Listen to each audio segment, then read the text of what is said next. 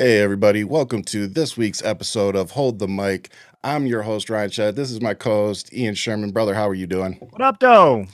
And as you all can see, we have our guest today, Mr. Enrique Tarrio, the former national chairman of the Proud Boys, who was recently pardoned by Donald Trump after being sentenced to 22 years in prison for seditious conspiracy related to the January 6th Capitol attack. Serving just under 2 years of that sentence. So welcome to the show, man.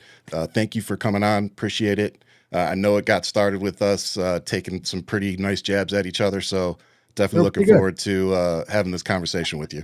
Yeah, I appreciate you guys for having me on. I always say like it's healthy to have these conversations, even though they start with tweets back and forth. And again, I appreciate you guys for having me on. Nice. It was a lovely cat fight to be on the sidelines and see you two go at it. Let me tell you. Again, you guys always claim women are a little more emotional. I'm just saying for both of you. I mean, it's Twitter too. So look, I was a Twitter user since 2007. They banned me in 2017. So needless to say, I haven't been on Twitter for 6 or 7 years. So for a while. Getting my rocks off. Okay. There you go. All right. So before we get started though, because we actually do have quite a few listeners in different countries right now. So we wanted to touch on what exactly seditious conspiracy is. And it's an agreement by two or more people to incite hatred or contempt against the state or its institutions, or to promote unlawful means to alter established laws or policies, but it falls short of treason. So for those wondering what exactly he was charged with, that kind of sums it up. So, but we wanted to ask you in your words, how would how he feels be the right way to put it? But like, how do you feel this whole thing kind of turned out for you, man? There you go. So also sedition in the law is a little bit different, right? It's technically an obstruction charge, right? Because the way that the law is actually written is you have to try to stop by the use of force. And it could be a conspiracy, obviously. The function of the federal government, or you try to overthrow the federal government by force. That's like how 18 USC 2384 is written. You can do that by example, and I'm not saying that that's what I was accused of, but like, let's say an FBI agent is leaving in his car to go do a raid or something. If I put my hands on his car and I push back on his car, that is the force, and I'm stopping a law from being executed. So that is technically considered sedition. Obviously, that's not what I'm accused of. But your question is, how do I feel about it? Well, about how this all worked out for you. You being the leader of Proud Boys, and let's start off by it worked out great because I'm here now. But it kind of showed, it isn't my first rodeo with the feds, but it obviously showed the power of the federal government when it comes to dealing with political opposition or dissident, right? We're not the first ones to go through this, right? Civil rights leaders obviously went through it. And I'm not in any way comparing myself to civil rights leaders, but it is a tool that they've been using for a very long time. And the way that the justice system, the things that we were taught as kids when we did have civics class, which most schools don't have now, is complete bullshit. It doesn't exist. That justice system where the lady's blind and the scales are even, it doesn't exist. Well, it doesn't exist because people they pick and choose when the justice system is going to apply. And that's really the biggest problem that we see here is those in power, right? I mean, yeah, those in power. I mean, a perfect example would be Donald Trump and Elon Musk and everybody saying that we should start impeaching judges because they don't push or agree with Trump's agenda, or they aren't giving him the decisions that he wants. Mm-hmm. So, yeah, I mean, it's exactly that. I think the problem also is giving those people, like, obviously you oppose Elon Musk and Donald Trump, and obviously I oppose Biden, Kamala Harris, Soros, and all of that, right? Which I guess it would be the equivalent on the other side. Obviously, I don't feel that way. But for the most part, well, I mean, okay. With that said, let me ask you this question: what is it about a literal convicted felon, prolific business fraud, an adjudicated rapist and accused pedophile that you think is better than Kamala Harris or Joe Biden for that matter? I'll tell you what, we had 4 years of Kamala Harris and we had 4 years of Kamala Trump. Harris, dude. Can you not say her name right? Another thing, I speak Spanish, so that's how we pronounce it. Well, that's not how she pronounces it, so maybe you should learn how to say it. I really don't care how she pronounces it. That's how I pronounce no, I know it. you guys don't. You guys don't have any kind of respect for anybody, how they want to identify their names. You're kind of right. I don't have any respect for them. They tried to put me. Look, so let me ask you this then. So why do you want to come onto my show and expect us to show you respect when you can't even show anybody else respect? Well, I'm showing you respect. I don't have to respect. Well, but you're not. But you just said you don't care and you don't respect anybody. So I would assume that implies to me, especially if it doesn't apply to somebody like Kamala Harris, a former AG, somebody who worked her way up from the bottom on like Donald Trump or anybody that you support. Mm-hmm. So again, why a rapist and a pedophile and a felon over her? I'm really just wondering. Ridiculous. What is? So check this out. We had 4 years of Harris. We had 4 years of Biden. Yeah, and you're seeing the 4 years of Trump inflation rate to speak for it. He's only been here for 2 months, so let's just exactly. So the inflation rate has nothing to do with him. Thank you for pointing that out. So 4 years of Trump, 4 years of Kamala Harris. You had 4 years of Biden. You never had 4 years of Kamala Harris. You had 4 years of Kamala Harris. No, you didn't. Yes, you did. You had 4 years of Biden. It was never her agenda. He didn't do anything. So again, you're spitting bullshit. People actually spoke in November, and they voted against it. Go ahead, Ian, take it. Just in general with what you're saying is that you're insinuating that Kamala was actually in control where Biden was a corpse, practically, right? I mean, he was a corpse. I mean, we saw that. We don't have to guess. We saw that for years and years and years, and we saw it on the debates. Okay, I mean, I'll give you that he was old. You disagree? I'm not even trusting that. That means nothing to me. It's a past 4 years. But with that, you're talking about it from a standpoint. I'm in New York, so we know that Trump is no longer the same Trump. He's an old man. He literally equally is right there. He just has higher energy, and you could tell that there is a mental decline that's happening right now and unfolding in front of all of us, where we're watching him really just ramble and babble and losing. And he calls it a weave because he only knows how to, stick and move like a New Yorker does. But when we're watching the decline happen, do you or can you agree that Trump is declining and he's not the same as 4 or 8 years ago? I can agree that he's definitely not the same as 4 years ago. I think the guy is a lot more electric in this new term than he is in the past 4 years. I think he's done more good in these 2 months than he did in the previous 4 years. I think he learned a lot, and something that So what good has he done? God for is that stolen election in 2020. What good has he done?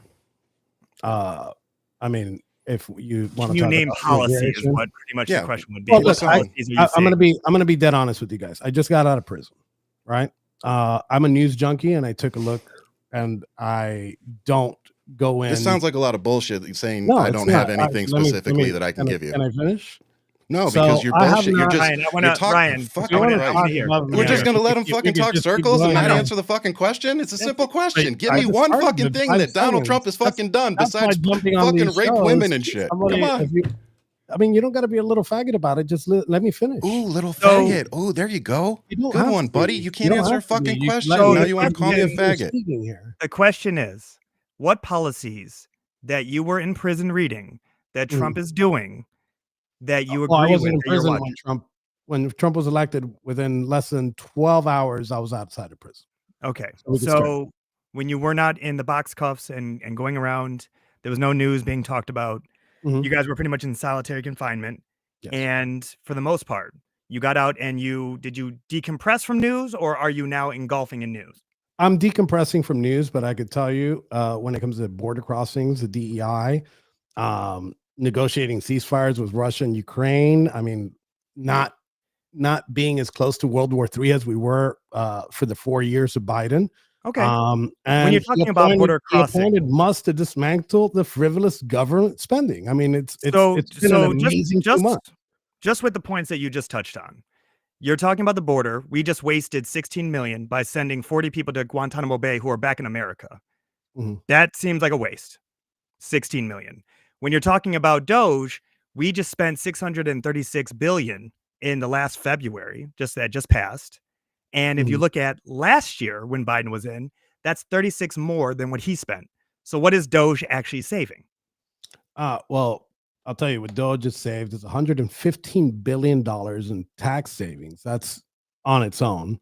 That seems like a trust me, bro policy that you're telling me right now. You got USAID. I mean, again, if we want to talk about policy again, USAID, everybody just got put back in their job by the judges, who I know you have an issue with judges. I mean, judicial coups are just as bad, dude. You know, and you see these activist judges going down. So you're against Donald Trump trying to impeach judges, then, right? Listen, I don't think the impeachment thing works. I'll be honest with you. I don't think the impeachment. That's not the question. You're against Donald Trump trying to impeach judges and do exactly what you just said, right? At least your buddy over here has some decency. So, well, no, I don't have decency. I don't respect you at all. Just like you don't respect anybody else. You can't even say Kamala Harris's name right. I don't respect you. That's why I actually. I know you don't. But here's the thing. I'm not worried about names because Henry, I believe, is your birth name, but you chose to go by Enrique. No, actually, it's that reverse. My birth name was Enrique. When I was in middle school, I changed it to Henry, and then I went back to Enrique. So on my birth certificate, it is Enrique Tarrio. It's Enrique Tarrio. And you don't want to be called by anything else but Enrique Tarrio. You can call me Henry Enrique. If you could mispronounce it if you want, I have no problem. It doesn't mean it's a name. It doesn't mean anything. Yeah. The biggest thing for me is looking at how this all played out. And one of the things that really stuck out to me was you were not in DC when the shit went down. No. You were in Baltimore in a hotel, correct? Yes, I was. My biggest thing about this is that you were handed a document, 1776 return document. I wouldn't say handed, but yeah, This was passed into your direction. It was passed into my direction, yes. Okay. That was passed by Erica Flores. Is that her name? That is correct. Are you guys still close? No. Okay. Because she's the what, crypto queen or whatever in Miami? I believe that's what they call her, yes. Okay. So that's who she is today. She doesn't know where she got that document?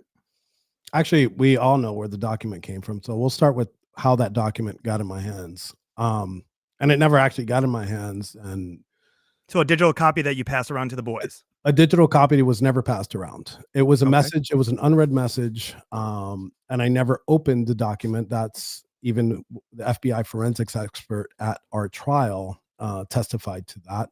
It was in my phone, sent to me, similar to, like, let's say I send you that 1776 document to your email and you never open it. So it was never passed around. Another thing, the document itself is not very, it sounds nefarious. You know, the name sounds horrible, but the document itself is basically how to stage a sit-in, which we see from my Democrat counterparts all the time. I should have been exonerated just for that, because there's no way in hell that my guys, if I tell my guys that we're going to do a sit-in, they would never agree to do a sit-in because it's cringe and it's just not effective. I mean, a bunch of boys who listen to a Broadway play that they named themselves after is cringe for a sit-in. Touche. One of the biggest things that I think about this is that this document came to you or whatever. It came into your atmosphere and then it got passed around. Yeah. This document gave a play-by-play of what the tactics would be. But why was it held against you so closely? Do you have a copy of that document, by the way? I do not have it. Erica did not send it to me. Play to do a sit-in just sounds, you're putting too much umph into it. It basically shows how to go into a building, sit down, and wait for the cops to come to arrest you. Now, the document itself started as a war game in Langley, Virginia, at the headquarters of CIA, as a war game. The person that handed this document, I'm sorry? I thought you just said you never read it. No, I never read it until I got to trial. Obviously, I read it after trial because that's what they used to indict me. So the document itself was a war game from the CIA. This isn't no QAnon level shit. That's exactly how it worked. Okay. And then it was given to Erica Flores, and that person told her, "You need to give this to Enrique before January 6th." And it was that Samuel, or is that somebody else? Samuel Arms. That is correct. Okay. Samuel Arms. And when it was sent to me, I never opened the Telegram message. I think, if I'm not mistaken, they sent me that document about 2-3 days before I got arrested on January 4th, and my phone was taken from me and it was frozen in time. So at the time, I had no access to it all the way up to January 6th. So I couldn't share it. I couldn't give it to anybody. And honestly, after reading it, it's pretty stupid plan. But if it's in Telegram, everybody has access to it because it's a group chat. So if it's there, it's in there. Yeah, if it's there, yes. And like WhatsApp, if you see something, it has a double check. So I didn't even read it. I didn't see it. I didn't open it. And again, that was confirmed by even the US government at the time. One thing that they didn't do is when they went to go to get the grand jury indictment on me, is they showed that document to the grand jury, but they never told them that that document wasn't opened by me. They just said, hey, this was on his phone. And that is why I got indicted to begin with. That is the only piece of evidence that they had against me at the time of the grand jury indictment, which led to my arrest. So how can you take us through a roadmap of how you guys go from meeting together, being okay, for example, Gavin as a 46-year-old who created Vice Media, creates Proud Boys. He starts getting his cage rattled where people are talking about the what the Proud Boys are. The fact that it has this stain of being a white nationalist group, hate group, definitely aggressive in the streets. There's talk of the Ministry of Self-Defense that's built in there. That's, I believe, came after you. You built. You put that in. I created the Ministry of Self-Defense. Okay, and then Gavin stepping down and you taking over. Are you and Gavin still close? I wouldn't say close, but we talk. We've never actually been close, but we talk. Got it. Because you're the Miami branch, and then you kind of just took over all the real estate, pretty much. I got voted in after he stepped down. Yes. Okay. How do the Proud Boys come from being a bar hub, like Crawl, Broadway musical, singing along to January 6th? Can you take us on a journey for that? So to take you on a journey on what the Proud Boys, how they started, it was started as a joke. It wasn't supposed to go past that one night at the bar. He was trying to get his intern laid. Still never worked. He was a 25-year-old virgin. I don't know what his status is now, but he did it on a Friday, and then on Monday. And that's here in New York City. That is in New York City. That's at Sullivan's. I don't know if you're familiar with the bar. I've seen it. After that, it kind of grew wings because he kind of just said, "Hey, you guys should do this too across the country," and we kind of did. I started when I started in the Miami chapter. There was only 3 people. It was at that point only a drinking club, right? And then we saw these left-wing activists called Antifa and BLM in the streets assaulting Trump supporters. And then we kind of got in the middle between them and these groups, and we protected Trump supporters. So, but I'd say that 90% of my membership has never been to a rally. They've never done security for a rally.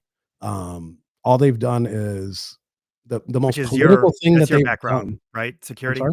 Security is your background? Yes, I was a DoD contractor for 12 years of my life. Okay.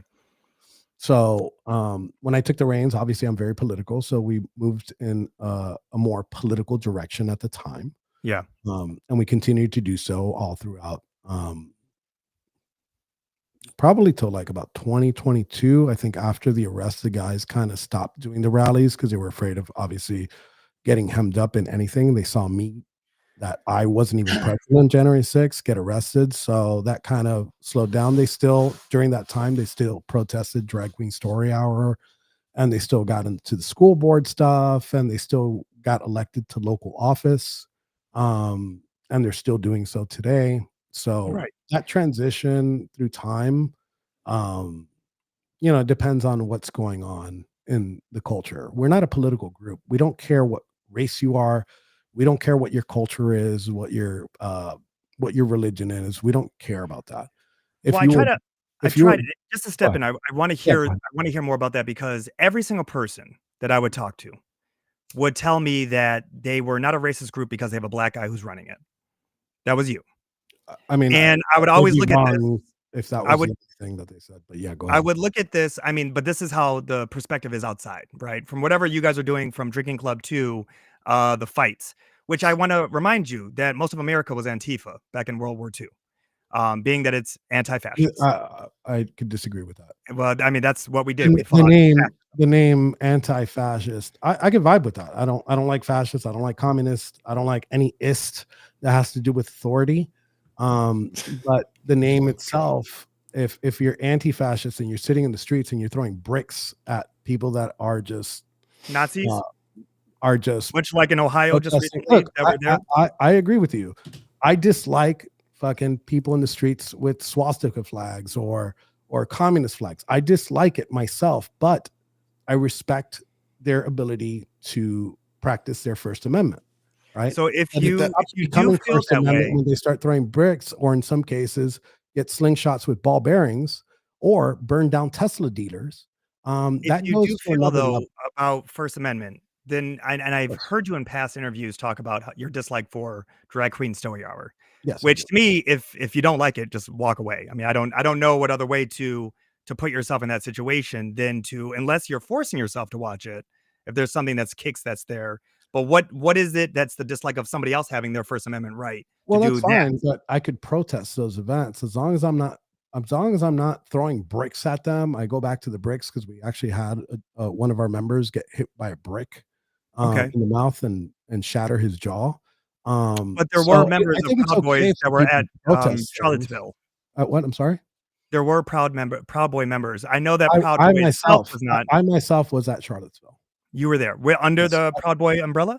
No. So I went there to record. I had my camera equipment. I was recording. I was actually planning on going to attend the protest. Then I saw the kinds of people that were going, and I'm like, you know what? I'm not going to go. And then a gig came up where they paid me to record. And I went over there and I got some of my camera equipment screwed up. Funny by the same people that were wearing the khakis and white shirts. Right. Um, Those are but called yeah, neo-Nazis. I But yeah, could it's the tiki torches. yeah. Yep. Well, I didn't attend the Tiki Torch event. But for the most part, yes, I was there and I saw disgust on both sides. I saw the police sit back idly.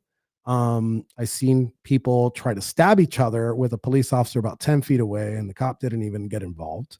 Um, I got called the N-word by a woman on the left side.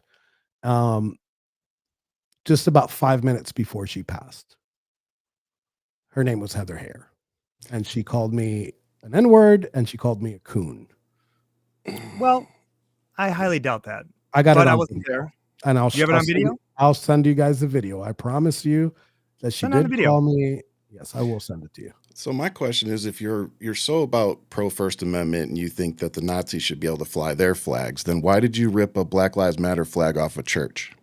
If you're So so pro First Amendment, I did not rip it off a church, and I would never advocate for anybody to rip anything off a church. I saw a Black Lives Matter sign on the ground, and I burned it. Mm. So the thing that I That was got from also this, in the court transcripts when So you went to jail for how many months for that? For about just burning a sign that was already on the ground? 5 months. Yeah, welcome to DC. Yeah. well, I mean, you would expect that if you're going to DC. You should know. It's the US Capital. Yeah, I'm pretty sure. And it's But gonna be a little the bit more laws there intense are than pretty anywhere strict. else. The laws I mean, there are pretty strict. it's not, you're not gonna be in backwoods of Virginia. You're not gonna be in any of these areas that are rural. I mean, It's would you DC. agree? I think you would agree with me. Look, as distasteful as I find somebody burning an American flag, right? You would agree that's protected speech, right? In the Supreme Court, actually. Would you agree with that?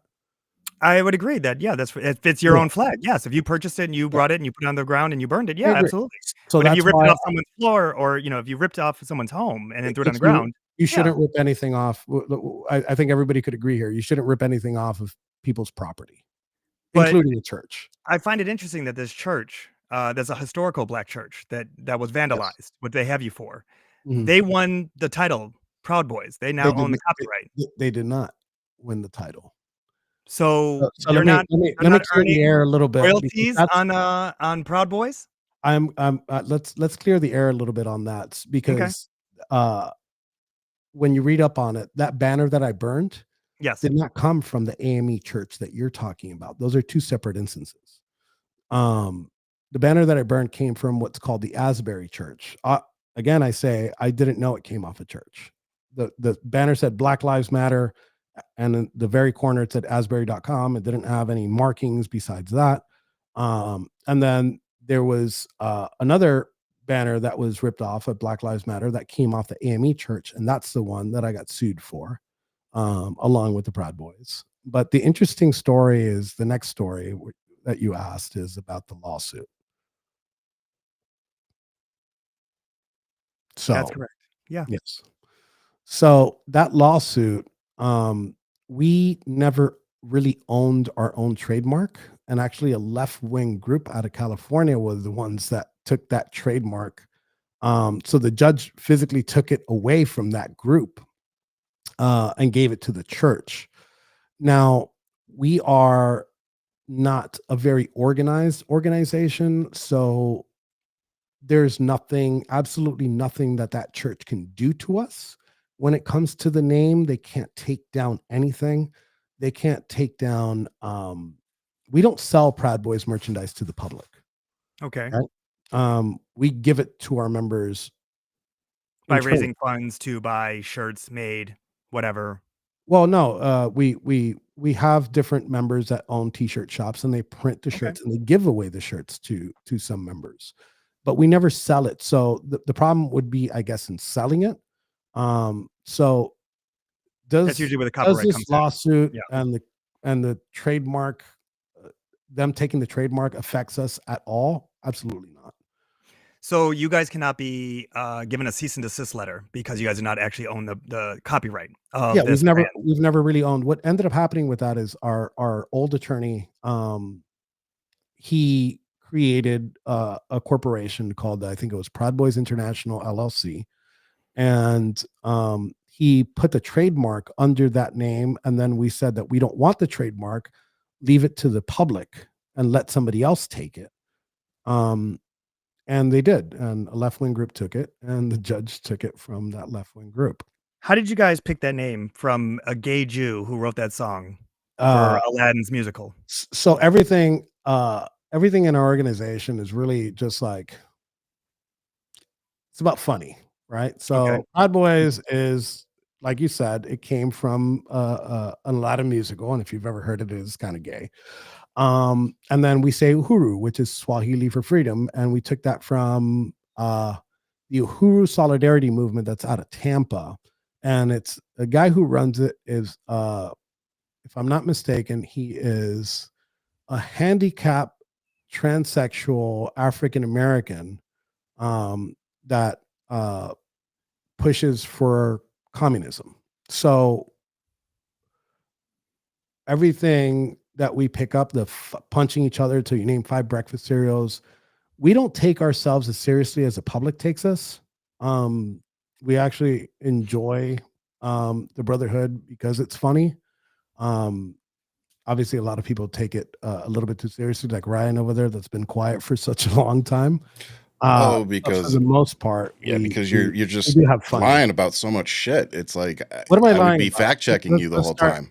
No, but go ahead. Ryan does have an outline. I think that Ryan does have some questions because there is an outline that we have. I mean, honestly, I think the only thing at this point I'm really interested in talking to you about is the Ashley Babbitt thing.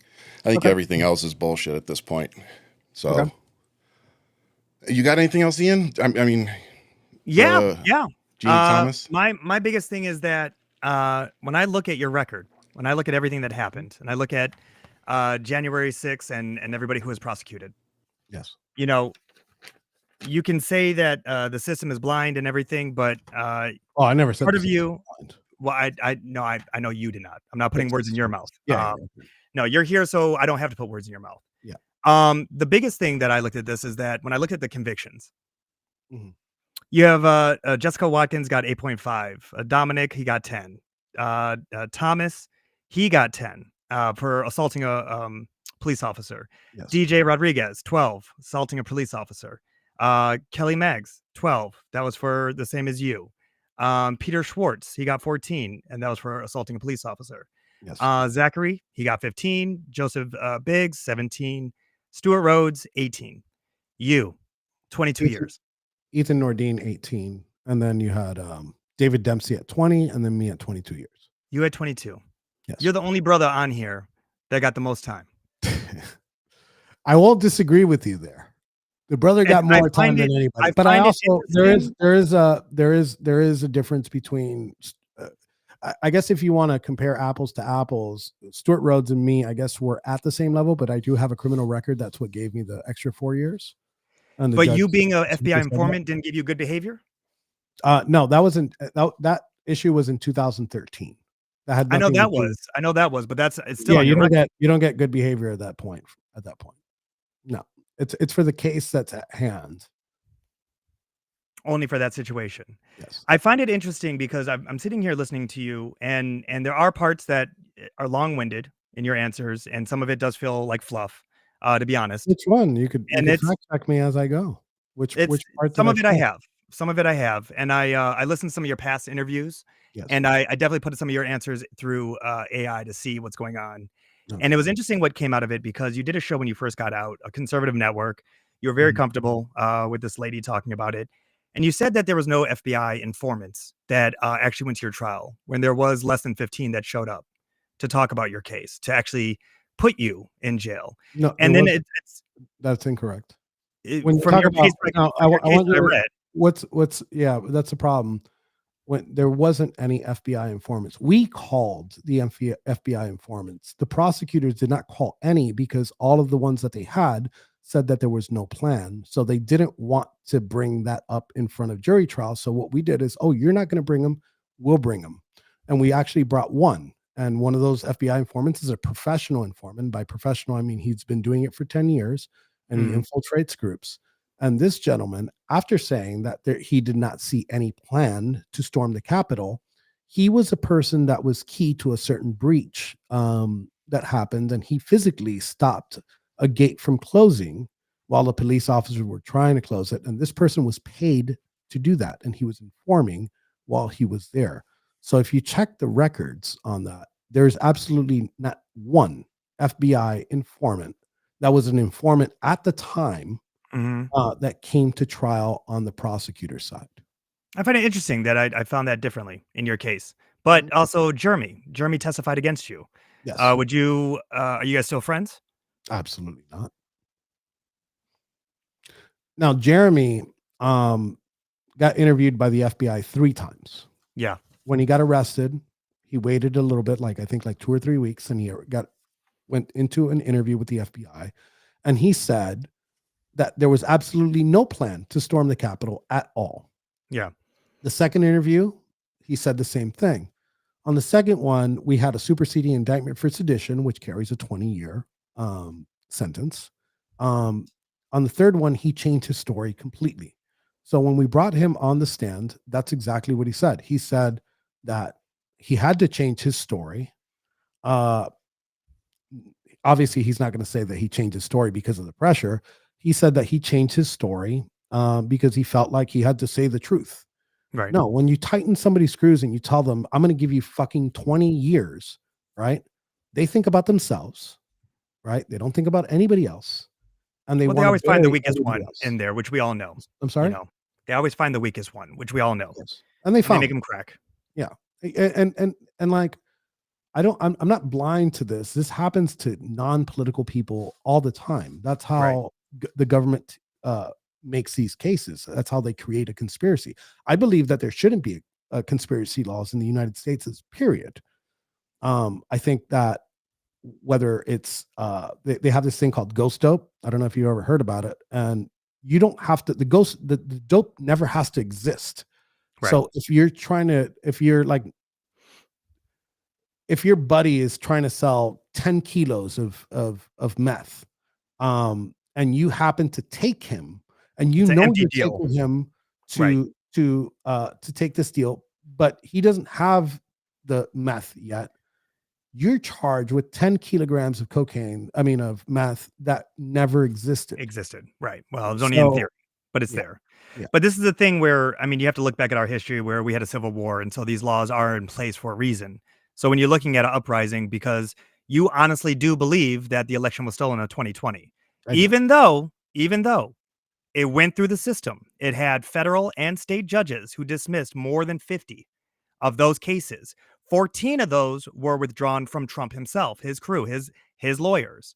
So when you're looking at the legal side of this, that it went through the courts and it kept failing left and right. And the only people who sat here believing were you, a vampire that looked like Count Chocula, who had the dripping sideburns in front of a lawn store. You had all the people in Georgia who really tried to lean on this, but it was none of the people who actually were serious. And you're right about taking you serious or taking people serious.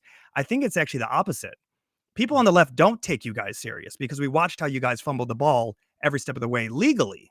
but we were very interested to see how you guys physically showed up. And I actually want to give you a lot of credit because you said that you guys are just a whole bunch of just kind of rowdy guys who just kind of aimlessly do whatever. But you literally brought that many people. You reached out to your crew, reached out to your ranks. You brought everybody to DC. You guys brought that whole movement of Stop the Steal. I don't know if you believe in fate. I don't know if that black church actually saved you from a worse situation. I don't know if they would have pegged you. Well, they didn't. I think that was the day that you found out that you were black in America because you got the worst case situation. And it's everybody has that coming to Jesus moment where to me, I'm like, I can't believe that you're standing here being the face of white nationalism because everybody knows and sees where Elon Musk is doing a Heil Hitler, a Sieg Heil in front of everybody, not once, but twice. And for people to sit there and to say that it didn't happen, especially to come from your camp, I find it very off-putting that you, who I believe identifies as Afro-Cuban? I identify as Cuban, yes. As Cuban. I have African not roots. Afro. So you don't no, I'm just saying when you ask a Cuban, if they're Cuban, they say Cuban. The Afro-Cuban thing is a white thing that people add to the Cuban. I don't think that's true at all. I think that's more so if you guys got dropped off first. That's all it is, coming to America. I mean, when there's things that you look at. If you had a Cuban here, they wouldn't go, I'm not Afro-Cuban, I'm just Cuban. Well, there is a movement of Afro-Cuban, but I thought it was interesting because it was more so of a left ideology. It was more so of reaching out for indigenous people. So, I mean, there is an idea behind it of why there's that blackness, that proud idea. But if you're Cuban and that's it, that's how you identify. I mean, more power to you. It's one of those things that I really look at where I'm trying to better understand the situation of how you could be radicalized from getting in trouble from selling, medical devices and getting caught with the FBI, becoming an informant, to then here we are running the Proud Boys, which had this distaste in its mouth of being a white supremacy, a white nationalist. I mean, when you're seeing these Nazis show up in Ohio, there's a company, not company, but there is a militia. What Nazis showing up in Ohio? You would have to look it up because in Lincoln Heights, they were sitting there on the freeway. And it took a lot of the ones with the red flag with the black swastika thing, or black flag with a red swastika. Yes, or some shit like with that. with a U-Haul that the police were helping. Yes, that's exactly what I'm talking about. I think they're called like Blood Tribe. Yeah, I couldn't tell you. Yeah, they're all over my page. I could only tell you that they ran like little bitches when people threw cans of corn. They're almost all over my page as much as Ryan is. In solidarity or against you? Against me. But they still, and that actually makes me happy. Yeah, I mean, I'm pissing off the right people if I'm pissing off Ryan, and I'm pissing off the Nazis. I mean, dude, I was on your page for one day, like that one interaction that led to this. Actually, you weren't on my page for one day because I only had Twitter. You actually have multiple tweets about me throughout the years. I didn't know who. I made tweets about you, but I wasn't on your page. I was making tweets. I didn't about have a page, or else you would have been. Well, exactly. So you just said I was on your.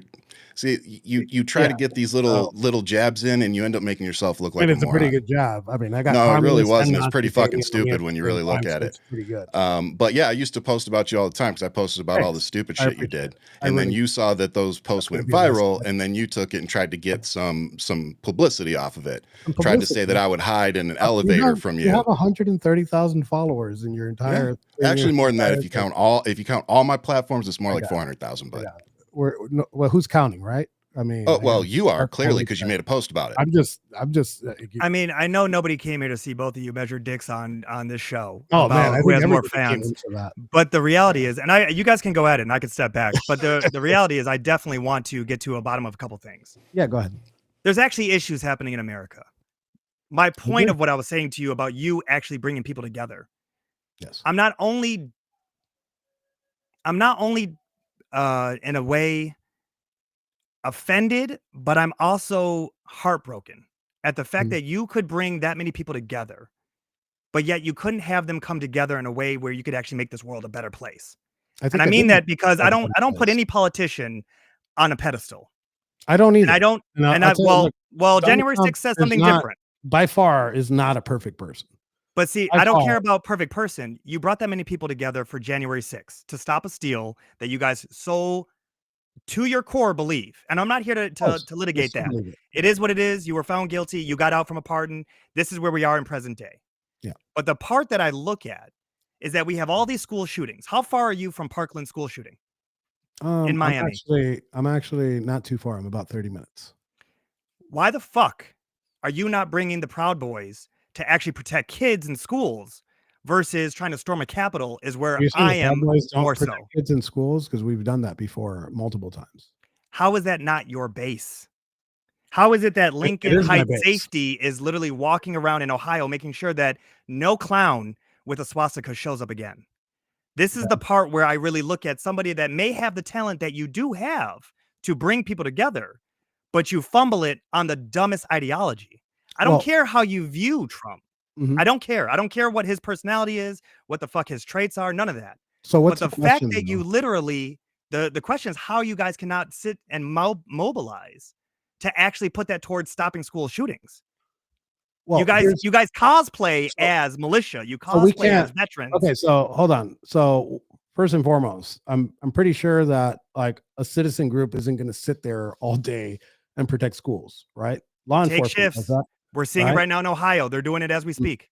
They're sitting there they're not doing them from Nazi flags. And by all means, no, they're walking them to school. Whatever. They're protecting them in all fronts. They're making sure that those are things that we've done, and we do it. We actually do it at a different level. We do it at the school board level. And as a matter of fact, we've done it here. We've changed the entire school board. That's called Moms for Liberty, and that's not you. And super majority. Can you take a look at where Moms for Liberty were down here and who was protecting them and who was speaking at the Miami-Dade School Board? Because I've spoken at it twice. Moms for Liberty are a offshoot abortion of what the Sisters of the Confederacy are, and they are not good for this country. Well, we'll agree to disagree. But if you're asking me what I feel is good and what you feel is good, it's obviously two different things. So obviously, I'm going to focus on what I feel is going to change the country, and we have made change. So the difference is that we, in the city that I live in, right, we've changed the city council, we've changed the mayor, and we're about to change them again. We have changed the school board, and we have a supermajority in every aspect of government here in the city of Miami that is predominantly Latin, predominantly Cuban, actually probably one of the most Latino big cities in America. So yes, we disagree with what we should stand for, but to say that we're not doing it is an outright lie. We're doing it. You don't agree with what we're doing. No. It's not agreeing or disagreeing with that. I'm not seeing you guys on the ground are bad. I think everybody across the board, everybody in here, including on that chat on the right, can agree that school shootings aren't good. Now, we disagree on what the problem is. It's not gun legislation, and it's not the type of gun. You want me to tell you, and I haven't brought up new statistics, but I'll bring up an older statistic right now. And at the time I would say this, there was, I think it was 2020. There was 27 mass shootings. You know what 25 of them had in common? Fatherless homes. There were like 700 mass shootings that year. I'm talking about the 27 past. Yeah, just the ones that apply to your agenda, but you're overlooking the other 550. I mean, you want to take a look at it? Can you pull up the statistics? Pull that up, please. Can you show us the video? I will show you the statistics right now. I have it right here in front of me. No, so can you show us the video that you said you had that the woman calling you? Yes, you did.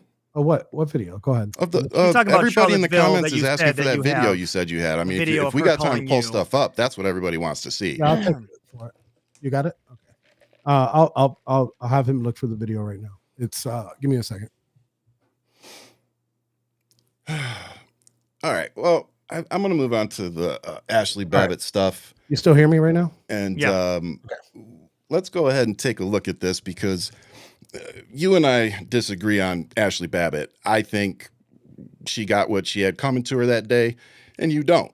So I want to take a look at the videos so that we can all have an educated discussion about what went down. Yeah, go ahead.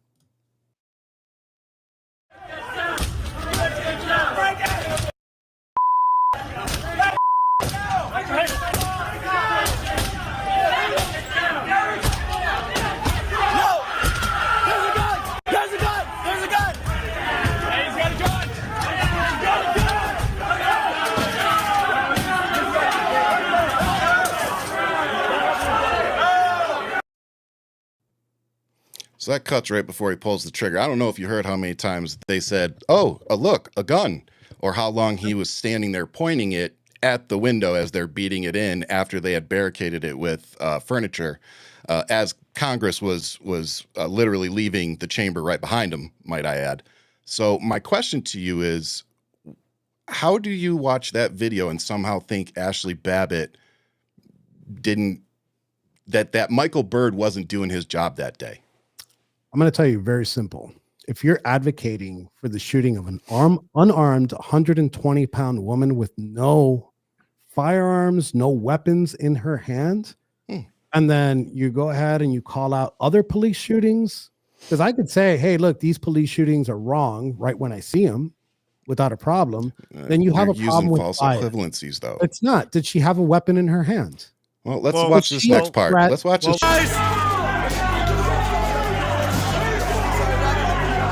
Go! Bust it down! Let me ask. As you can see there, she has this stuffed red backpack on. Now, you did security for the DOD for 12 years. So when you're doing threat identification like we do in the military, I'm just wondering, what would you identify that as? What's that? You had the video still on the screen. So what would you identify that overstuffed backpack as in a threat assessment? In a threat assessment, I would see that she's a 120-pound woman. Bullshit. It doesn't deserve to get shot in the neck. Bullshit. It was in her shoulder, by the way. It's not bullshit, dude. Like, it is bullshit. How can you advocate for, like, that's fine. Look, I could tell you, if you could show me a police shooting, I could tell you, hey, this was wrong. That was wrong. Right? When you go ahead, and the only reason that you're advocating for, you're claiming that she's unarmed. You don't know that she was unarmed. Championing, and you know what? You're in your right to do so. I believe in free speech. The only reason that you're advocating for her death and her murder is because she's a Trump supporter. It's not because of anything else. I think she's a dumb fuck for being a Trump supporter, but she's also a veteran that took an oath to defend this country against enemies, foreign and domestic, and showing up on January 6th and storming the Capitol. But everybody can hear either one of you. See, that's the thing. He just keeps talking, and then he's going to say, "Oh, all this bullshit. I didn't talk this whole fucking time. I let you talk for 30 fucking minutes, motherfucker, and I didn't say a goddamn thing, so shut the fuck up." You don't have to. So here's exactly. He wants to say that I'm fucking triggered, but that's the problem. He wants to come on here and just talk over me. So fuck him. I put him off. So we're gonna go ahead and I'm gonna say what I want to say, and then he can come back on and say what he wants to say. So I let you talk for 30 fucking minutes, and I let Ian take care of the show. And now I come up here, I show you a video, and you start talking circles and talking around me. But you can't answer a very simple question. And that is, as a DOD security person, if you were doing a threat assessment at that moment in time, and you were defending the entirety of Congress from a mass of people standing behind, all bashing windows in to try to come in, your threat assessment at that moment in time would be that that's a possible threat. You don't know what weapons are in that backpack. You have no idea. So you have to act in that moment on that premise. And by the way, for those who actually care, I'm not trying to start a call. I'm like this motherfucker. So there's actually documents on Congress. They've done a whole investigation into this and cleared Michael Byrd. It's extremely detailed and telling you exactly why Ashley Babbitt got what the fuck she deserved. This was the nicest Ryan rant I've ever heard. I'm just going to say it. This was the nicest one. Now you can go. It's the nicest one. Tarrio. So here's my question. Hold on. I want to hit at least the last point that you said right there. So let's say the Trump administration were to start an investigation into Michael Byrd, and arrest him and indict him and put him in chains. Would you be like, oh, okay, well now, right? No, now I wouldn't. Okay. And I'll tell you why. Because obviously. No, I wouldn't. And then another thing that I find funny as shit, if I were to ever have you on my show, I would never mute you or take you off, no matter how much you talked. Because well, that's you. That's not me. So I really don't give a fuck. But going back to the other thing, when they're trying to impeach, hang on, let me respond to that. When they're talking about impeaching judges that aren't following Trump's agenda, and you have to have somebody on the Supreme Court that is a Republican come out and say that no, we can't do that. That's not the right way. So then you want me to agree with the decision that particular person would make when he's trying to impeach the same judges that are supposed to protect us from him? See, that's exactly, we'll go back to what this gentleman said over here.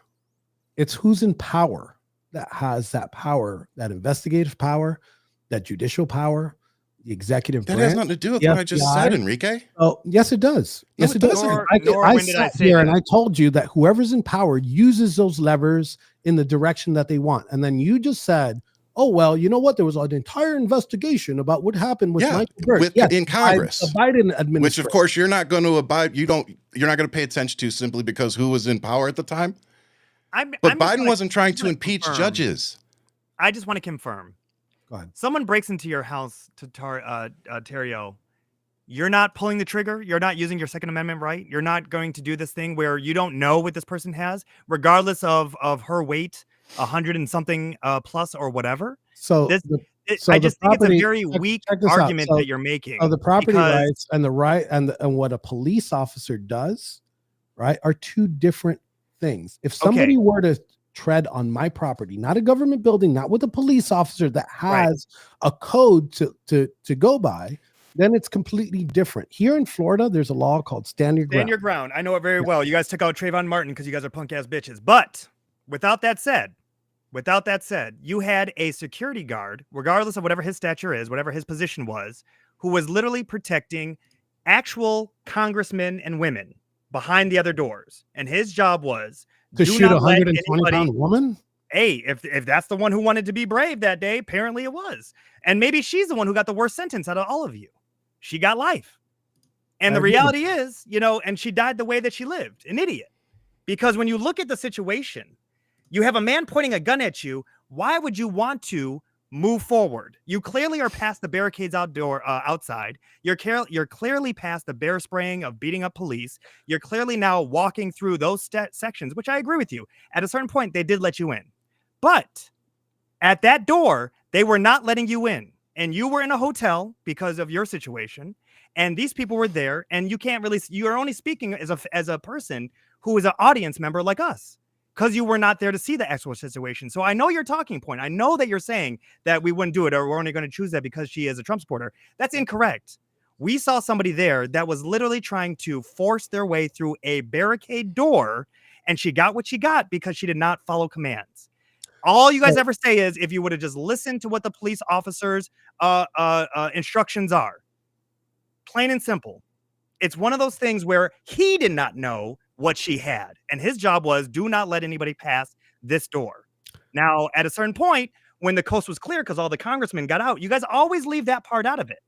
All the congressmen, especially the ones that were running, the Republicans who wanted to act brave in front of you guys while they were walking by with all the security, but then the moment they heard you guys breached, they were running like little bitches in there. The reality was you had people like Nancy Pelosi who just got to shuffle through the hall where she had to go. And they were told, do not let anybody pass this line. If that was your job, I only see him as doing his job, regardless of whoever it was. But you can also agree, they were very understaffed. And it makes me think one thing, plain and simple, because I've heard your family members on news talk about this. I believe it was your mom who said that you were set up. You were the scapegoat.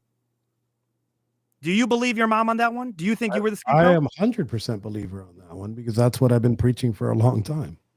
Why were you the scapegoat? Look, I want to touch on that subject just on a quick note. We're never going to agree here on Ashley Babbitt.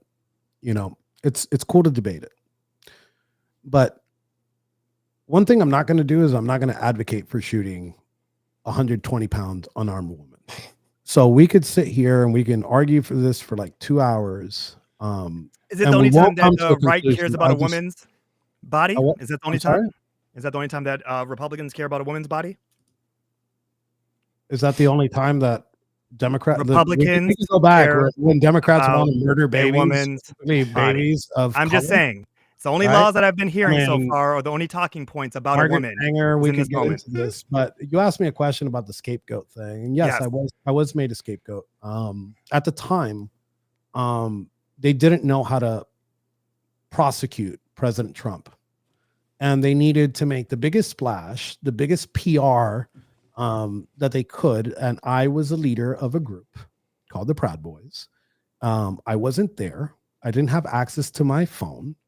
So I didn't plan, and I'm telling you right now, I'm pardoned. So right now, if I say, you know what, I plan to storm this shit, I plan to overthrow the government, you know what, I would face no consequences because I'm pardoned. Double jeopardy. Right. So, you're all set. So they can't. Well, is it hand signed or was it auto penned?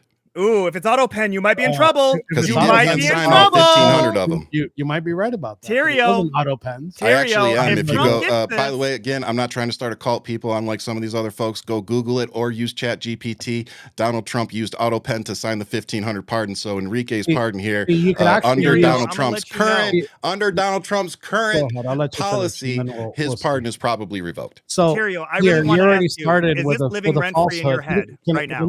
How is it a falsehood? You're trying to revoke Biden's pardons. Let me tell you something. There wasn't 1,500 pardons. There was one.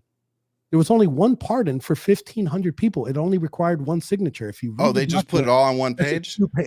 You know Trump can't read. Of course he did just one. We already know. We already know. You know when he pardoned Roger Stone and his son-in-law's father, who's now Donald Trump is going to sign person in France, even though he has the energy to. No, he does not have the energy. This old fuck does not have the energy. Please stop, Tarrio. I've listened to a lot of your bullshit today. That's not going to be. Honestly, you already laughing. Hold on, no, bring him back. Bring him back. You are not going to laugh. Hold on, bring him back. You are not. You are not. Oh, I got his little sign to you and everything. Look, Tarrio, you're not going to just laugh that shit. You don't even believe your own bullshit, man. Look at you. And I appreciate you for laughing. Hold up. I appreciate you for laughing at your own shit. Do me a favor. Look, so we could do this. Screen share what the pardons look like. I'll send you a link, right? Granting pardons and commutations. You could get it right on the White House website. It's only 2 pages. He only had to sign once. So you just said that he auto penned 1,500 and it's actually 1,600 pardons. That's a falsehood. It's not, you said, oh, you can Google it. You didn't even Google it. If I'm wrong, I'm wrong. If I'm wrong, I'm wrong. But you know what? You're a pardoned piece of shit criminal, so I really don't give a fuck. At least thank you. You said you know were what, wrong. dude? Have a nice day. You're as big a piece of shit as I thought you'd be. Thank you. Here's my biggest thing, because this is you're literally trying to nitpick on something where it's like, I'm not. He literally you are though. You just said I see you trying to egg him on, and I get it. This is your job. Right. It's your Wednesday night. I admit, this is your hump day. I get it. So just calling out the bullshit. Here's my thing. Is it living rent free right now in your head that another administration could come in here and they could pull this same stunt and lock you into a whole bunch of legal bullshit? Yes. Where you literally will have to fight for your life in the court system, which will drown you financially. And it will put you in a situation, regardless if you see another jail cell, you will be in and out of courts for a long time. Yes, if another administration comes in, it flip-flops. So we could agree that the problem is that there's too many laws in this country. There's too many laws to put people in chains and too many laws to put people in concrete coffins. So, I don't get the face right now. My brother, I don't get about slavery. I'm advocating for criminal justice reform, and you guys are giving me a face. I'm telling you that there's too many people locked up for either crap that they didn't do, or there's too many people locked up, right, for the justice system that just keeps them there. Okay, I just don't know if hang on. Justice system that they should.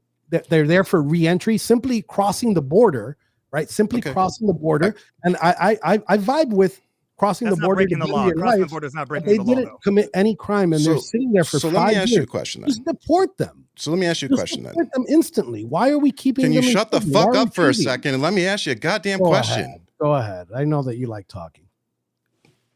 Me, I haven't talked fucking at all. Ryan, ask the question, man. Ryan, ask the question. Keep going, man. No, I'm good.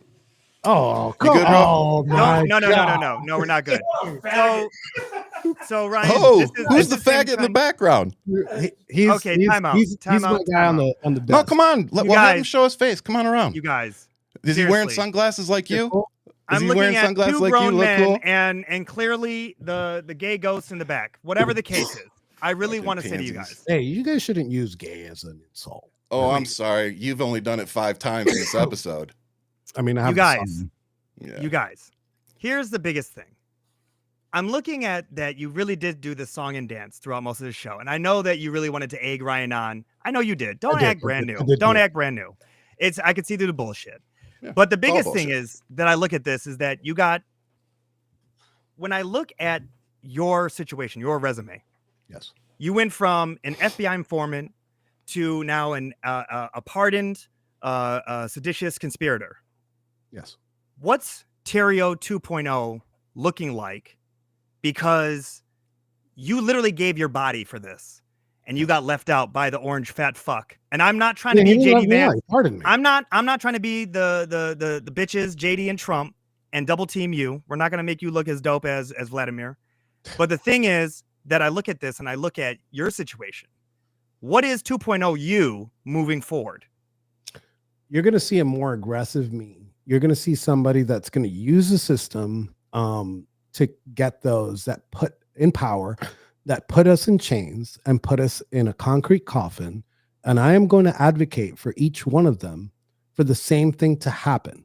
And the fact that I could still tell you that the problem is that you can put somebody in prison for anything. So I am going to use that system and I am going to weaponize it. I'm going to use my voice. I'm going to use this brand new bullhorn that was given to me to do that. Because when you do what you did to me and you do what you did to my family, I don't no self-reflection of that. It may be because of some of your consequences. Like, there's no forgiveness on that. So I'm going to advocate to put those. You have your own revenge story, motherfuckers. is what you're saying. You have your own retribution that you're going after. That is correct. Okay. Is there any? I want to be clear. I'm not asking for violent retribution. I'm going to use the system.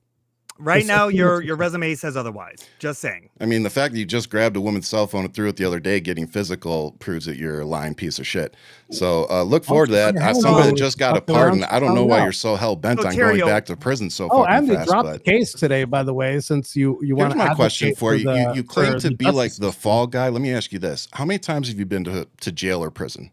I've been to jail. I was a troubled little kid. The first time I went to jail. Just answer the question. How many times have you been to jail? I was throwing tear gas at police officers in 1999 as a 14-year-old. Okay. I stole a shit ton of motorcycles and cars when I was in my late teens. Okay. I got my shit together. Right. I started doing security. Then I started contracting as a security contractor for the DOD. You committed fraud. I admitted it to the judge that yes, I did. Okay. Listen, I'm completely open about all this. So yes, I screwed up again in 2013, right? And I sold diabetic test strips without a license. That's what started the whole thing. When I burned that BLM banner and I found out it came from a church, right? I sat in front of the judge and I said, yes, I did it. You did. And I had no problem doing that. So when they came and they got me for sedition, I did the right thing and I went to trial because I was innocent of those charges. Now, if celebrating the events of January 6th was a crime, which it's not, then I'd be guilty of that. But I am not guilty of attempting to overthrow the U.S. government by force. It just didn't happen. They didn't have any text messages between you and anybody else organizing anything that had to do with January 6th? How was it that you were organizing for January 6th? Yes, but not to riot. That wasn't a thing that was. How is it that you were tweeting during it? Do what we must be done, do it again, and then at the very end, make no mistake, we did this. How is it that you, when you did not have a phone, do that? So as soon as I saw what was happening at the Capitol, I crossed the street to 7-Eleven and I grabbed one of those a burner phones, one of those Go phones, because I didn't have a phone, and I connected it to the Wi-Fi because I didn't even have a credit card at the time. I just had some cash that they gave to me, and I went and I bought it, and I didn't even have a chance to activate it. So I got on there, I signed on to my Parler account, and yes, I said, do what must be done. I was cheering on my team. Do you have any relationship with Jeannie Thomas or Roger Stone? With Roger Stone, with Jeannie Thomas, I'm not sure who that is. That's the Supreme Court Justice's wife. No, I have no contact with her at all. Now, they both were doing the same exact thing as you. They were bringing people together. Jeannie Thomas was literally funding buses, loads of people to January 6th. I'm a little shocked that you don't know the power players that are literally on your team who believed in Stop the Steal.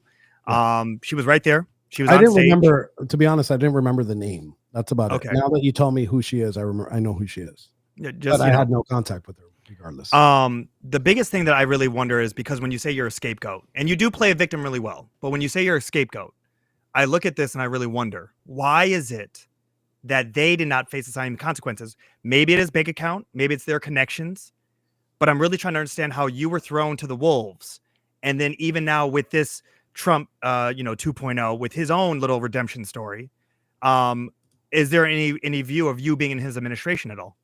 Okay, so let me answer the first part of that question. They were definitely gunning for both of them. I think that what stopped them from arresting Roger Stone and Ginny Thomas at the time is probably Trump winning in November. No, that's not true at all. Yeah, no, it's 100%. She was brought in for questioning and she was let Ginny go. Thomas thing, I could tell you for Roger Stone, they were definitely gunning for. I know from personal experience that they were gunning for him. And I think that what stopped them was the election of Donald J. Trump. And then what was the second part of the question? You being thrown to the wolves and you being left out of the Trump administration. Is there any movement with you joining the Trump administration? There's absolutely no movement with me joining the Trump administration. I mean, you might see, this won't be the show that I'll say it on, but you might see me somewhere in the political spectrum in some type of office at some point soon. Local government, or would you want to go for national? I'll keep that off the record right now. Okay. All right. I appreciate your transparency on that. Yeah. So because the only way to enact change is from within, and I've been teaching the guys that's why we took over, and this you can Google. That's why we took over the local Miami REC, the Republican Executive Committee. That's why people that think like us and friends of ours have taken over the local school board. That's why you're going to see the mayor seat change now in December. And I think Florida is the blueprint of what we should do across the country. And I think that getting involved, and I advocate for people on my side that are watching this, knock on doors for your local politician, get involved. And if you think that you can run, it's very easy to win. With ICE making a lot of mistakes right now with grabbing Americans and doing a couple of things, do you actually walk around a little more cautious that you might get picked up? Well, for one, I'm a U.S. citizen. That means nothing right now with what we're seeing. That's bluster. No, they've grabbed a couple. They grabbed a mother who was a U.S. citizen. They grabbed a couple people who were Puerto Rican. They grabbed anybody who spoke Spanish out in public. I'm only asking. I'm not looking at a got you question. I'm actually asking you a serious question. I think ICE is doing a fantabulous job. I think actually, you know what? I'm not going to say they're doing a fantabulous. They just wasted 16 million.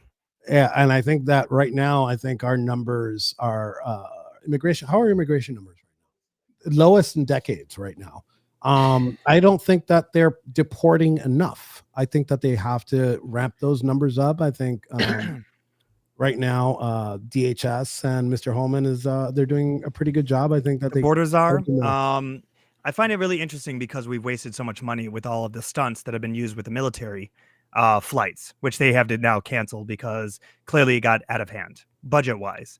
High numbers. Well, we could do it. Clearly, Doge is not doing its part. The stunt is over, and now they went back to what ICE is normally doing and doing those flights. But with that said, have you spent some time now that you've been out for this long to look at any media to start digesting what policies are actually being implemented? Because I'm just trying to better understand what you're fighting for. I'm starting to dive into it a little bit more. Again, I've been focused on family for the past 2 months, not really media. I can respect that. Building my shop back up, my podcast that's coming in. So maybe Ryan would be nice enough to have me on again, and we could discuss policy. That's probably not happening. Yeah, it's probably not happening. I agree. Ryan, don't you want to come on my show, bro? We'll have you in studio. Honestly, I didn't think you'd be so full of shit, honestly. And there's no elevators for you to run to here. Good one, buddy. Yeah, good one, buddy. Like I said, I know everybody wants to go at it. You spent the whole episode trying to egg me on, which is fine. You know, it works well because part of my show is Ryan Rants, where I cuss and I lose my shit. So it plays into my show's brand as it is. Well, you know, I must be because I got a hell of a lot bigger following than you. So with that, I'm not really surprised you spent the whole episode basically talking around everything.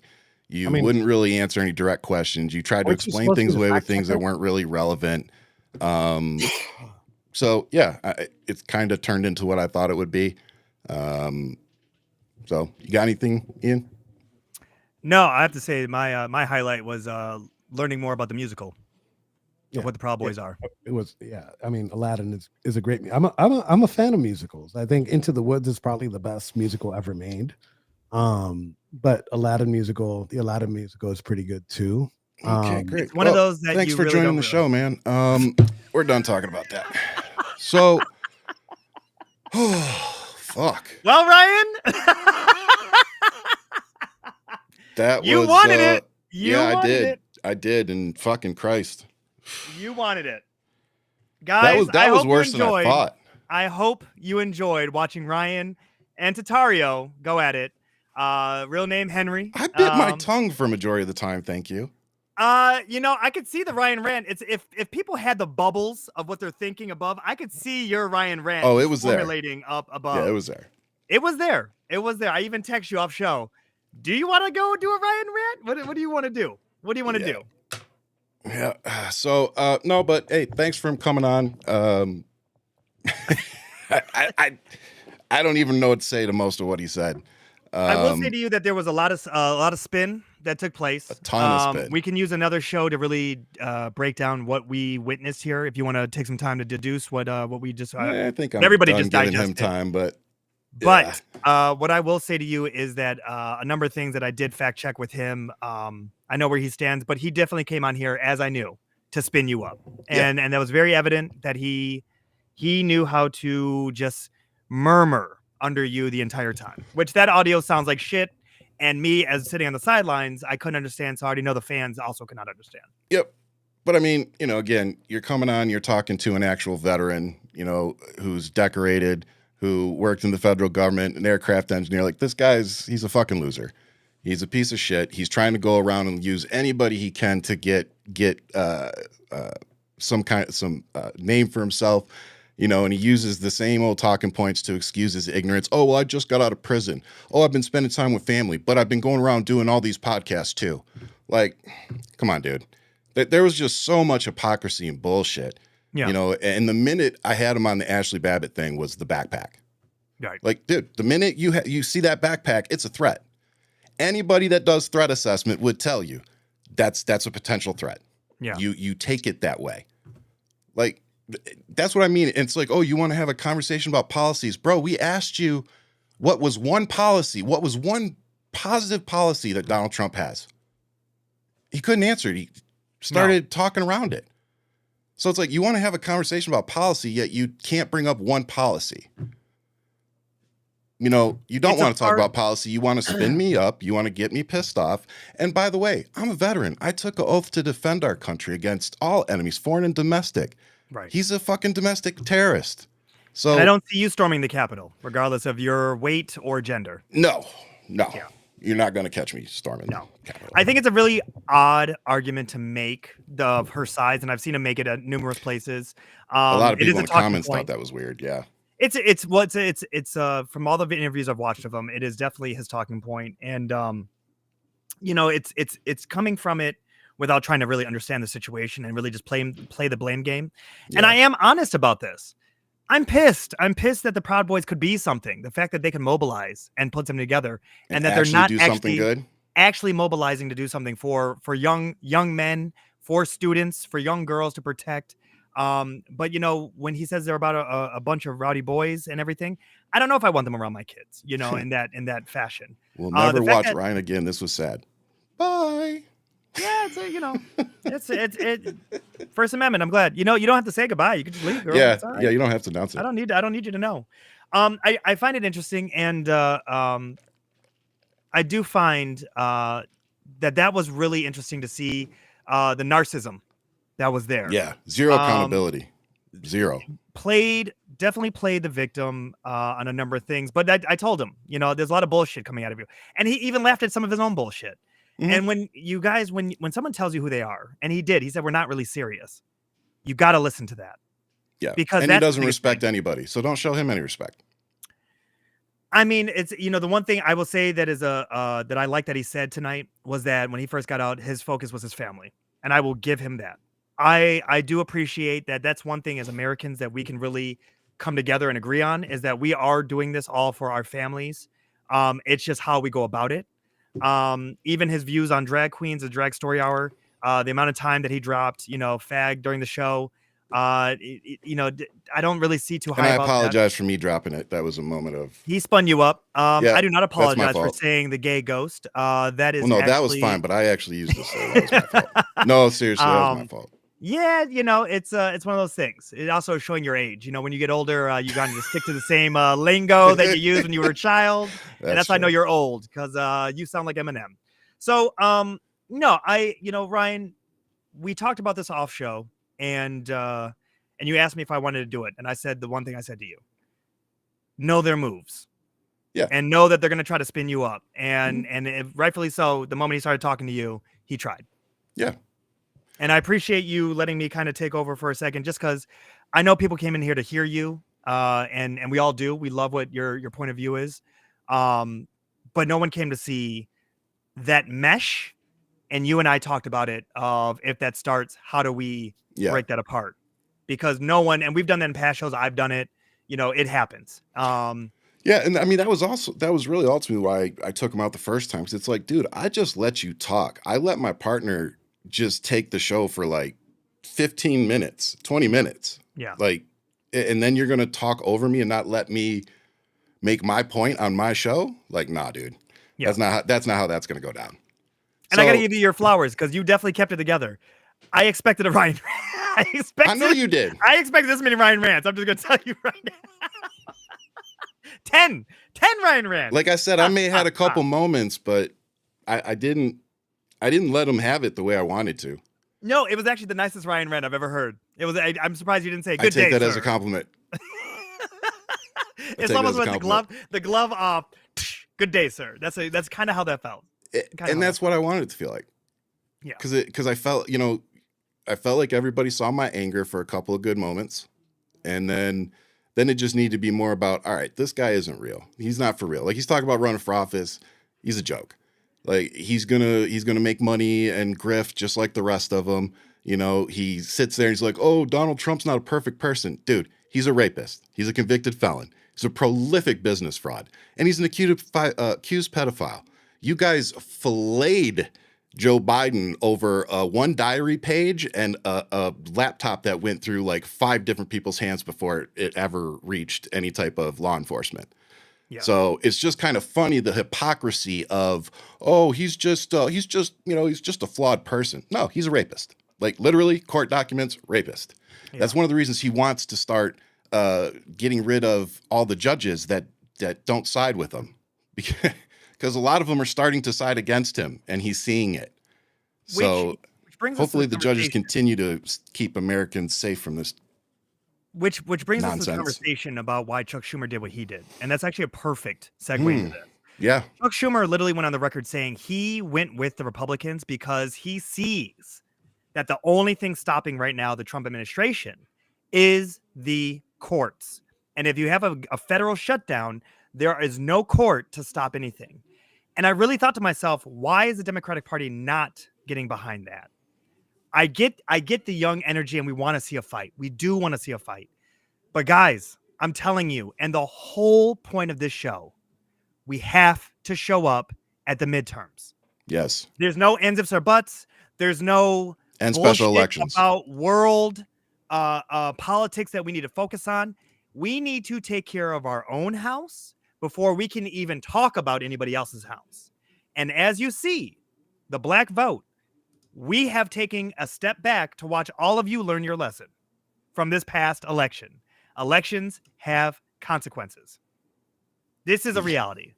Oh, thank you, Elias. I'm glad you picked up on that one. He's like, oh, he's been all over my page forever. And he's like, and then when I brought it up, he's like, I've only been on there for a few months. It's like, bro, you just said like 2 minutes ago. Yeah. El Jaffe Jolly, I'm sorry if I butchered that. He said it on The View, actually, which I thought was really interesting. He's trying to do his rounds, and one of the biggest things that I really want all of our people to understand: the courts are what's winning. U.S. aid members are back to work. They're shutting down things left and right that Trump's trying to do.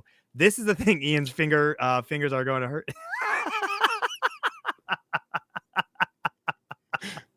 So it's one of those things where I really want you guys to think about the bigger picture and look about how we fight.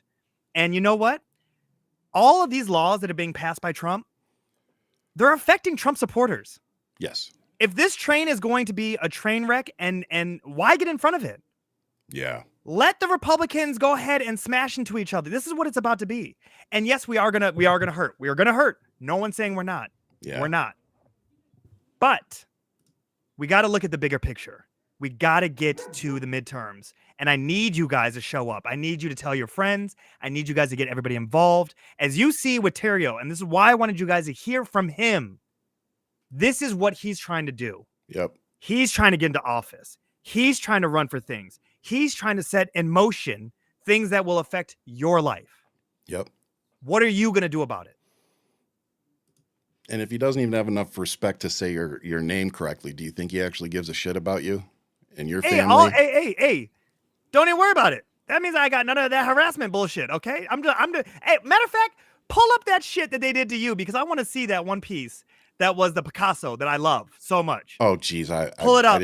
I don't know where it's at. I don't know where it's at. It's in your phone. Pull it up right now. We're gonna wait to see this. I want you guys to see. Oh no, dude, I don't. I want you guys to see the level of trolls Ryan has. I wish I had trolls like that. Pull it up right now. I don't, dude. I seriously don't have it. Ryan, it is in our text message, and I will literally bring it to you right now. Bring it to you. Bring it. Don't you dare mess with me. When I tell you guys that Ryan has the best trolls, give me a second, because now I'm getting hot. I'm getting hot over here. I absolutely love this. He's got two now that he loves of me. That one of them is my caller ID whenever he calls, and my son was like, "Daddy, who's that?" And I go, "I don't even know, but you know what? We're going to talk to Ryan." Oh, I will say it was very, very MAGA Jackson Pollock-y. Oh man, you pissed off Picasso. I think one day it might end up in a frame.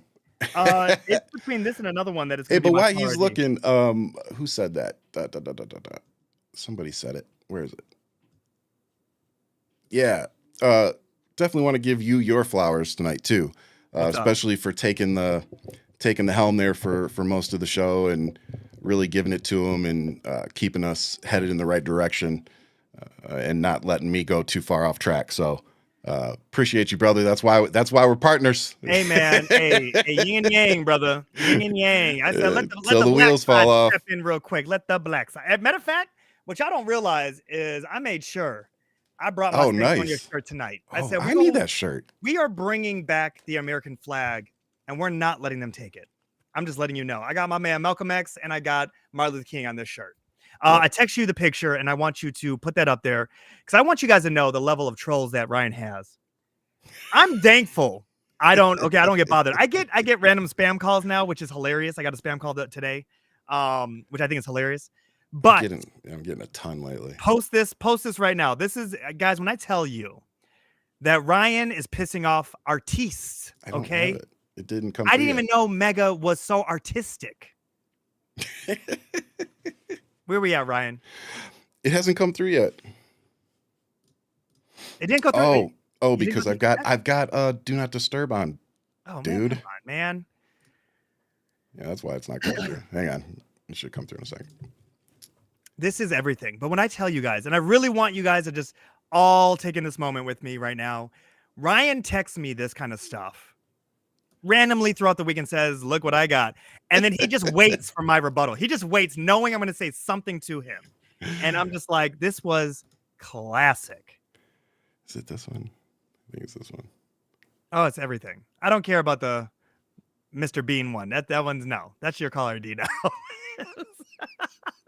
There Look you go. at this. Look at this. This is art. Look. I would go to MoMA and go look at this. Wait, let me take the glasses off. I got to get the right angle. My brother. Oh, wrong angle. And now it just look like you have a stroke. And then boom, art. When I tell you guys that I'm actually kind of jealous. You have fans. Oh, that actually took time to make this and then send it to you. Do you know how out of your mind? Oh, the passion. This person probably wants to be inside you. Sorry, I said it. You know, after night, I don't think they're the only one.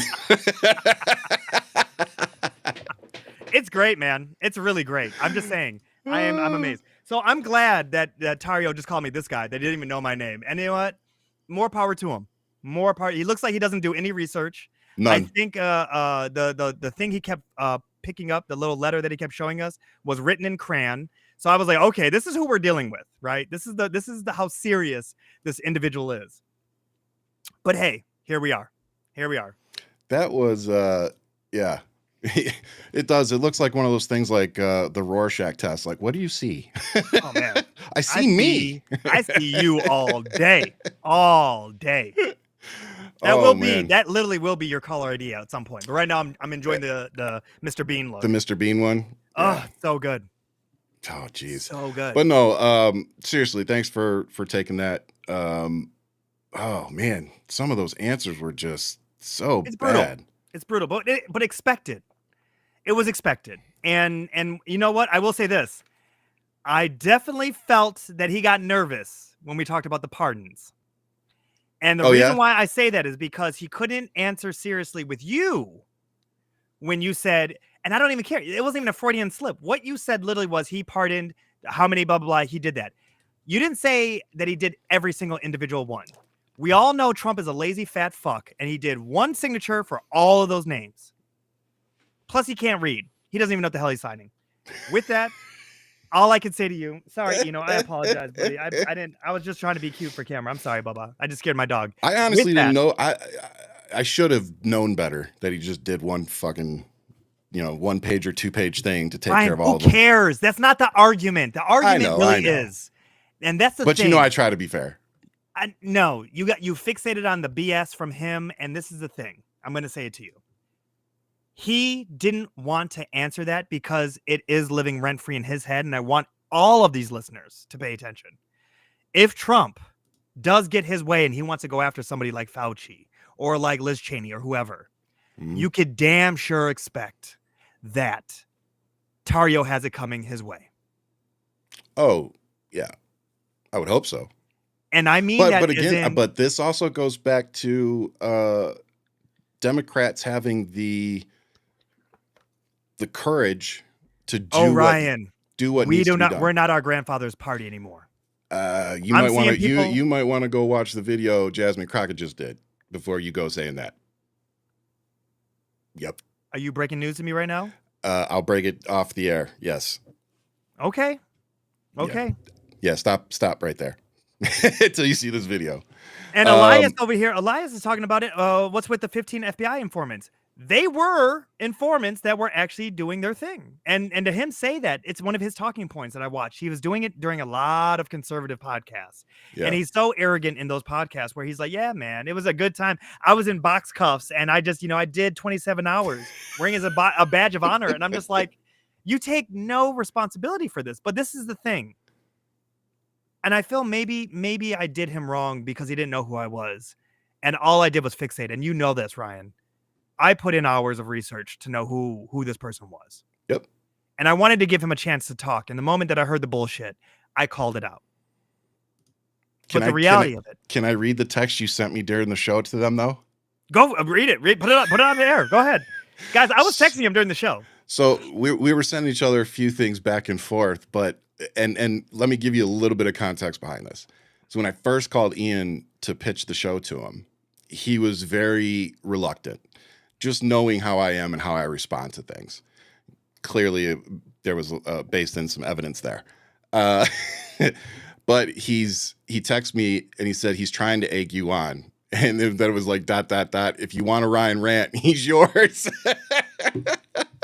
Like he was giving me permission to go at him at about halfway through. I just wanted you to know, man, I got your back. I'm like, go for it. If you feel like if you need to do it, do it. You know what I mean? Because we did talk about it. Do we do it? Do we not do it? Do we open up the lines? Like we talked about it. Actually, matter of fact, you guys, does anybody want to call up the show right now?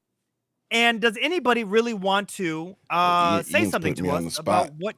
Yeah, I'm putting you on the spot. I can set it up if we get people that want to call in. You guys, if you want to call up and tell us what you thought about the show, we would love to hear from you.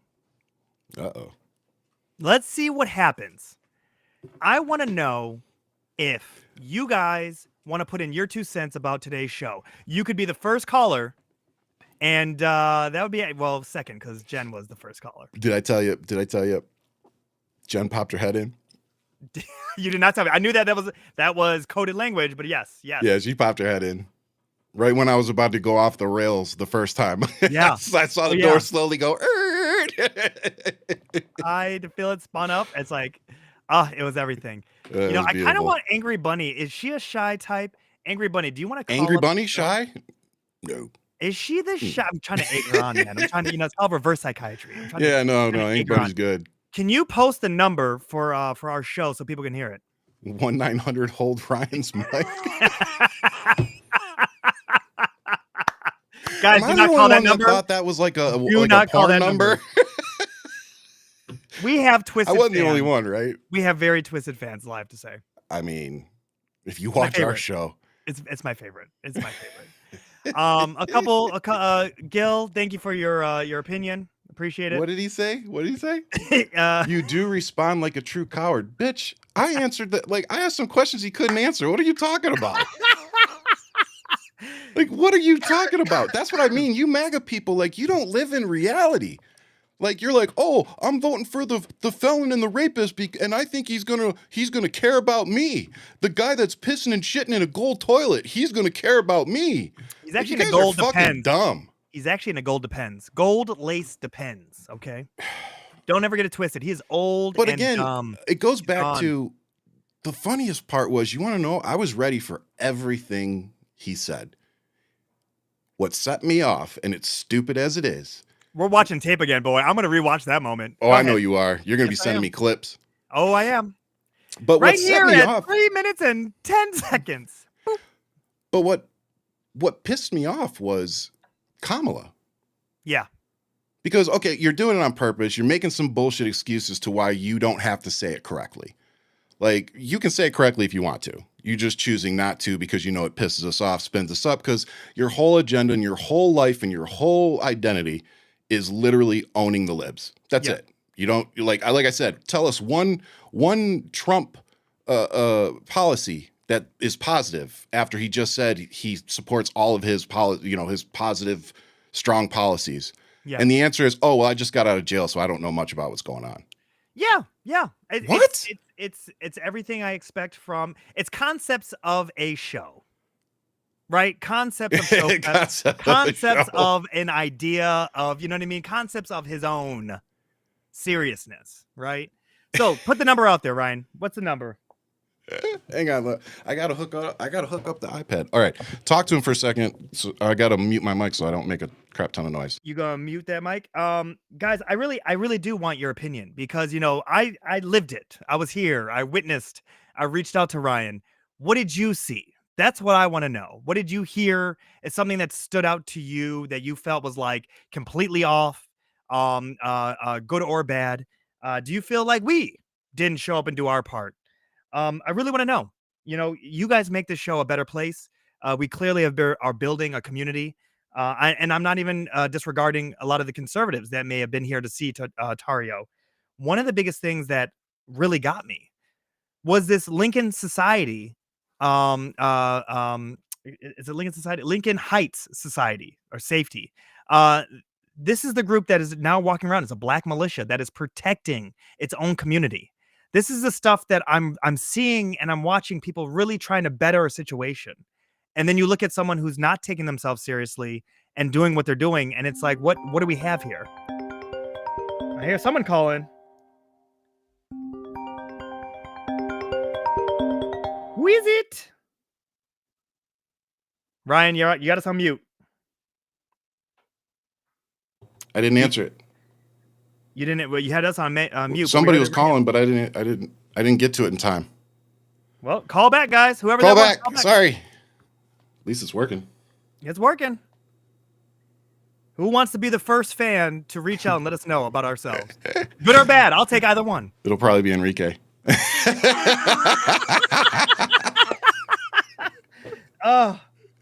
You enjoyed that cat fight. I have to say, you two. Well, again, just giving people some context, I think of setting this up and you and I talking, like we were literally fighting over what the outline was going to be, because I wanted to just, I probably would have made the whole show me just tearing this dude a new ass, but he would have talked over me the whole time, and it just would have ended with me frustratingly just telling him to go fuck himself. And real quick, guys, the number is 520-477-2750. Again, 520-477-2750. Ryan, you and I got into a fight over this show. Yes, we I have did. to say, not only one, I think it was 3. And it was you don't have to keep count, motherfucker. You don't have to keep count. I'm keeping count, motherfucker. I'm keeping count. I'm the one who has to deal with this shit, okay? I haven't keeping count. How many times did I hang up on you? That might have been 3. You know what? I felt like Tario. You definitely were like, click. I said, he's in a mood. I really was like, right. He's in a mood. When I tell you guys that Ryan and I have gone back and forth and three or 4 different outlines. We even talked about an outline if Tario didn't show up.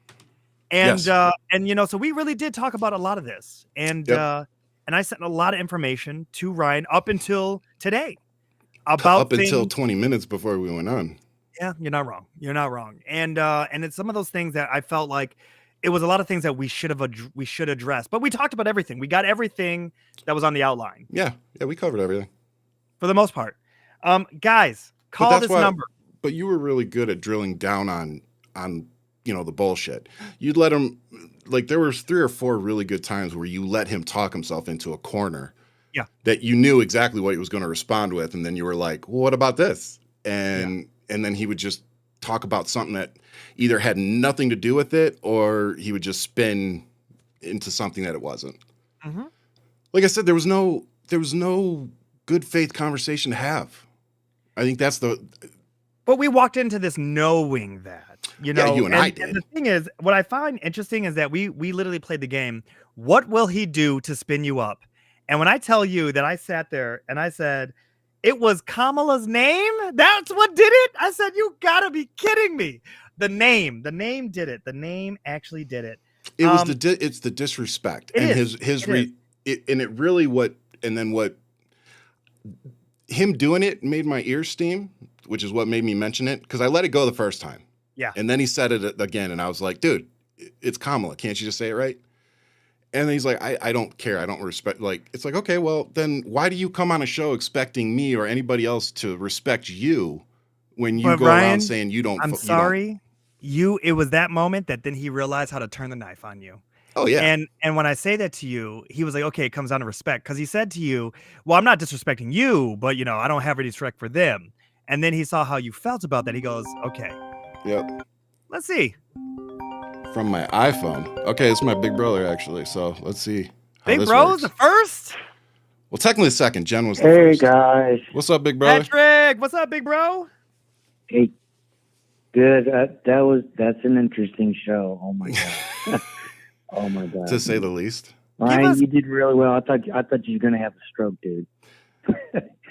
Luckily, there's a great mute. Job, Ian. Great job. Yeah, luckily there's a that, mute button. That guy's like worse than a douchebag. I mean, he's like worse than a used one. That's, oh my God. Yeah. Yeah, it was I don't know. Like I said, I think Ian and I kind of expected a lot of it. Like I said, I was prepared for, like the Ashley Babbitt stuff because I knew I had him. On that. But yeah, the Kamala thing, I don't know why that set me off. It was just kind of like, oh, you don't respect anybody. Okay, well then. No. It was because you were already trying. You were expecting it. Yeah. No, yeah, you're right. So you were right there. You were like a threat away. It's like all he had to say was, just do a smirk or something, and you boom. That's all it was. Yep. If it wasn't him mispronouncing her name, it would have been, hey, the sky was blue that day. No, it wasn't. It was fucking gray. It was fucking gray out, Romeo's not dead set. Ryan, you'll need to take a shower after this show. I think Ian and I both are going to need one after this. Yeah, you guys are going to have to deep clean both studios. I'm telling you. Oh, yeah. De-louse. No, like I said, I think we got out of it what we expected to, and like I said, having Ian there to kind of take the helm there, that definitely helped. And a lot of it was good. Yeah, he prepped. We both prepped, but Ian really did put in the work, which was evident. I think. I was hoping Ian would, step in. Hoping you would pause like you did, and then Ian just kind of take the reins like that. Yeah, but again, so you calm down and not have a stroke. Yeah, and luckily we had talked about it. We actually have a safe word. We never had to use that. So, yeah. Well, that's good. Don't use pineapple. It's bubblicious. Okay, let's get it right. Don't give it away. Okay. Now we got to switch it. I know. I got to switch. Yeah, man. No, it was one of those things where immediately. But being here in New York and you see the hustle bustle, you see the bullshit. I'm not interested. Yeah, I was sensing the bullshit right when he came on, and he's drinking and smoking, and he's got the sunglasses on. I'm like, asshole. Yeah. Dumbass, I actually text Ryan too. Like you're going on a show, like you're smoking and you got your sunglasses on. Like, you really expect people to take you seriously? Yeah, he would have done better if he would have had the hat off and sunglasses free and just kind of. I'm not gonna bash him for the hat because I cover my bald ass head, but I'm the only one who's proud, man. Whatever. I'm the only one. Okay, keep the hat. Yeah, I wear a size 8 fitted hat. When you got a head this fucking big, it just doesn't look right. It just doesn't. Hey man, they got bobbleheads for. Doesn't matter how you shave the beard. It just. But I tell people, I said, but that's my disguise. So when I want, I smile, wear the hat. But when I want to get into the white supremacy Proud Boy meetings, I just. Yeah. It's like Clark Kent going backwards. Yeah. Tell me the plans. You look like an informant. Okay, you look like a cop. Plans. You look like a cop. Yeah. But seriously, I'm sure you've probably experienced this too, Ian. But it's interesting sometimes what people will say to you when they assume you're friendly. Right. So when you look like when you drive a big truck and you got your hat on, and you fit all these stereotypes, people tend to automatically assume things. And that's when I get like that insider information of, you're a racist piece of shit. Awesome. I'm going to stay away from you. Yeah. Yeah. And talk about a transformation. Talk about a transformation. But I'll be honest with you, Ryan. When I think about that, Lola got you. I love you. That's so funny. When I think about why that triggered you, I think about look at your wife. I could see that maybe in that context, you are very protective. You're protecting of Black women, Black bodies. And maybe now, Bunny. Oh, is your brother still on? No, Bunny.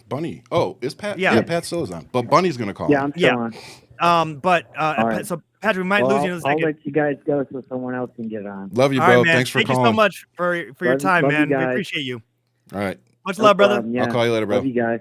But Ryan, when I look at like what you do for others, like you love hard, and it's one of those things that it's not a weakness. It's actually something that's like an amazing shield that you wear. And I could see why that affected you, because you want to give respect. And you even said to me, you're like, Ian, I don't know if I can respect this person before we even got into this. Yeah. And then when you saw the lack of respect, you're like, yeah, I don't respect you. Yeah, it's already not there. Yep. Who do we got? This might be Angry Bunny. We'll see. Or a troll. Hello, you're on with Ryan and Ian. It's funny. Angry Bunny! I'm in love, Ryan. Don't tell anybody. Hey, your secret is safe with us because your wife doesn't watch the show, so we're good. Doesn't watch the show. What up, Angry Bunny? How you doing? Can I just say, I'm good. How are you guys? That was amazing, by the way. Oh, thank you. Listening to that whole thing, I was kind of shaking a little bit just because all the contradictions and all the bullshit that he was just running through. It was just complete baiting and bullshit. He wasn't there for a conversation. No. I was so pissed. No. And what did I tell you, Ian? I said, what is he going to get out of the show? And I said, they're looking for the viral clips of me losing my shit that they can clip, and they're going to watch it. They're going to be posting it within an hour or two. They're going to be on Twitter. Guaranteed. Yeah. So, I mean, it was that's all what about he wanted. sound bites. Yep. All of it. Right. Right. It wasn't a serious conversation for him, which pisses me off. Yeah. Do you think that we held him to the flame, Angry Bunny? Can I call you Buns? No. I think we did. Yeah, sure. Did you ask? She's like, yeah. She said you can call me. Yeah, sure. That's how I sound when somebody calls me daddy. Yes. So you asked, what did you ask again? No, She's blushing now. You got blushing. Angry Bunny blushing. Thank you, Angry Bunny. The Buns. I know. Now I'm all flustered. We're all taking showers tonight. That's what's happening. There you go. Cold showers. Yeah, right. Do you think we held him to the flame? Great when it came. Yes, 100%.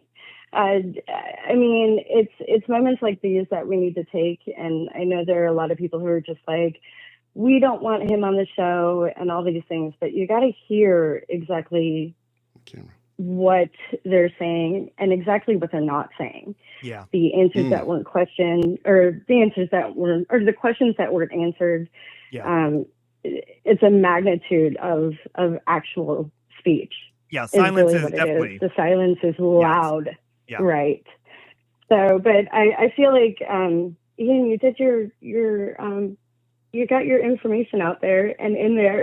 I was like, holy shit, he's calling him out, which is great. And I felt like every time Ryan was silent, it was actually a rant. Like I could feel it. His eyes were talking. I'm like, his eyes. Ryan silent. I actually highly encourage everybody, rewatch the show and just watch Ryan. Oh God. Just watch Ryan and literally was just it that bad? Your body language said a lot. You sunk in your chair a couple of times and I'm like, oh, he's gripping something right now. I was gripping underneath. I'm like, he wants to do I was right here. I commend you for not. Oh, that's so funny that you could tell. Oh my God. Ryan, there's a camera on you. I was gripping the arm. I was gripping the arm of my chair. Like I was literally white knuckling my chair.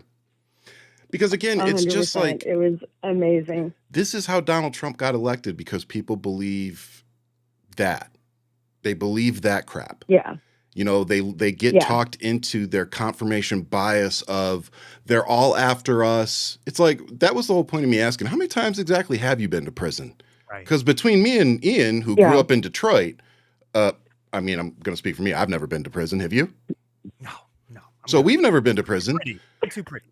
You know, and it's just kind of like, I've never even been to jail. Like so when I see somebody who's like, oh, well, I made some mistakes early on, bro, you're still making mistakes like 3 weeks ago. Yep. Like you're taking people's crap out of their hands and throwing it. You're showing up in public places and berating people because they said something to your mother in court. And simultaneously, the dude doesn't think that he plays any role in what happened to those officers like, you know, Harry Dunn and Michael Fanone and all the other officers that were hurt or passed away for some reason connected to it. That's the infuriating part is there's no personal accountability. Like he hasn't learned his lesson. No self-reflection. Nope. None. You know, and Ryan, you said it. You were literally like, there's no self-reflection with you, you know? Yeah. And it's one of those things where he's going to play the victim. And at the same time, he's going to play judge and executioner, apparently, but not by violence. And it's like, well, that's not where your resume shows. Exactly. You know? Like literally, so when you're saying something, we only could take you from your word, but we know that you're not a serious human being. And it's one of those things where listening to him and seeing him try to weave through a lot of this. And it's one of those things where I didn't want him to feel like Vladimir Zelensky, right? I didn't want him to feel like we were really attacking him. Yeah. So I felt like my position was more so to just keep it about the facts. Ryan, I got a big ass head on the screen. I'm sorry, I'm trying to fix my camera. You're good. And literally to keep it, to keep it on. That's a very sinister giggle. Okay, Angry Bunny, that's a very sinister giggle. Started thinking of what we were talking about, add camera into it, and it was just like, ooh. There it is. Add camera, my big ass head too now, here it all is. So it's one of those things. I really hate that you know me so well. Yeah, I've spent enough time around Angry Bunny in these DM rooms. We read these tweets. We know what's up. But yes, but it also shows you that he didn't do his homework, and he didn't know what he was walking into for this show. No. I'm that guy, which is totally fine. There's no ego here at all. And it really comes down to more so of, let's talk. I really want to know what you think. I want to know what 2.0 looks like. And it didn't disappoint. But he didn't have a serious answer for that at all. No. And the whole thing about like him taking political action and going to the courts and all that stuff, and then him just being like, yeah, but I'm not going to tell you all about that. Right. Like that's concepts of a plan, one of those moves that it's like dodge and deflect the whole time. And he contradicted himself. Amy said that's all it was. We could tell what Ryan was thinking. You don't have a poker face, and that's why I don't play poker. I did tell Ian. And you shouldn't. You don't have to have a poker face with these people anymore. Like, no, thank you. You got to serve them with exactly what they serve you. So, I mean, it's time for fuck around and find out. You want to fuck around with all this, you got to find out. And if that comes through words and speech, then that's how it comes through. I mean, I would like to see where that video is. Video never brought that he kept on talking about, like, and then said he was going to send it over and then never did. Right. And I like, that's the shit that makes you a cult. Right. Yep. Is when you can't put up what you keep on talking about. And it's like, well, if you could be cleared of whatever you're saying you're falsely accused of, then why not put up the evidence? Hey, I want to play this video. This is the video I was telling you from about Jasmine Crockett. Check this out.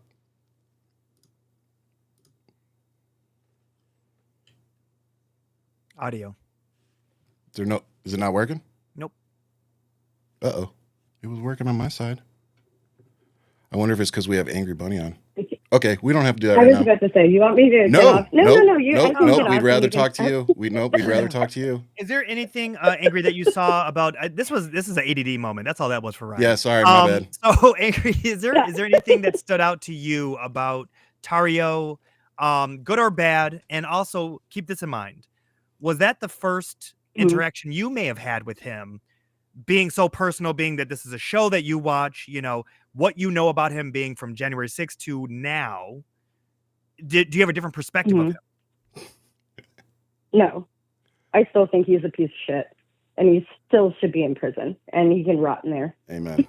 Yeah. Sorry. No, don't apologize. Don't apologize honestly, never. How you feel? Angry Bunny, somebody on here said, it would have been nice if the host had let the guest answer questions instead of always talking over him.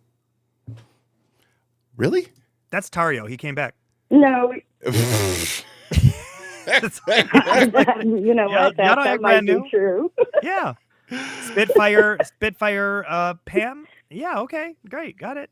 No, but and when I say that to you, Angry Bunny, is because Buns. When I say that to you, Buns, is that it has a fun ring to it. Yes. When I say that to you, it's very personal between us guys. All right. My wife doesn't even know about it, so don't even worry about it.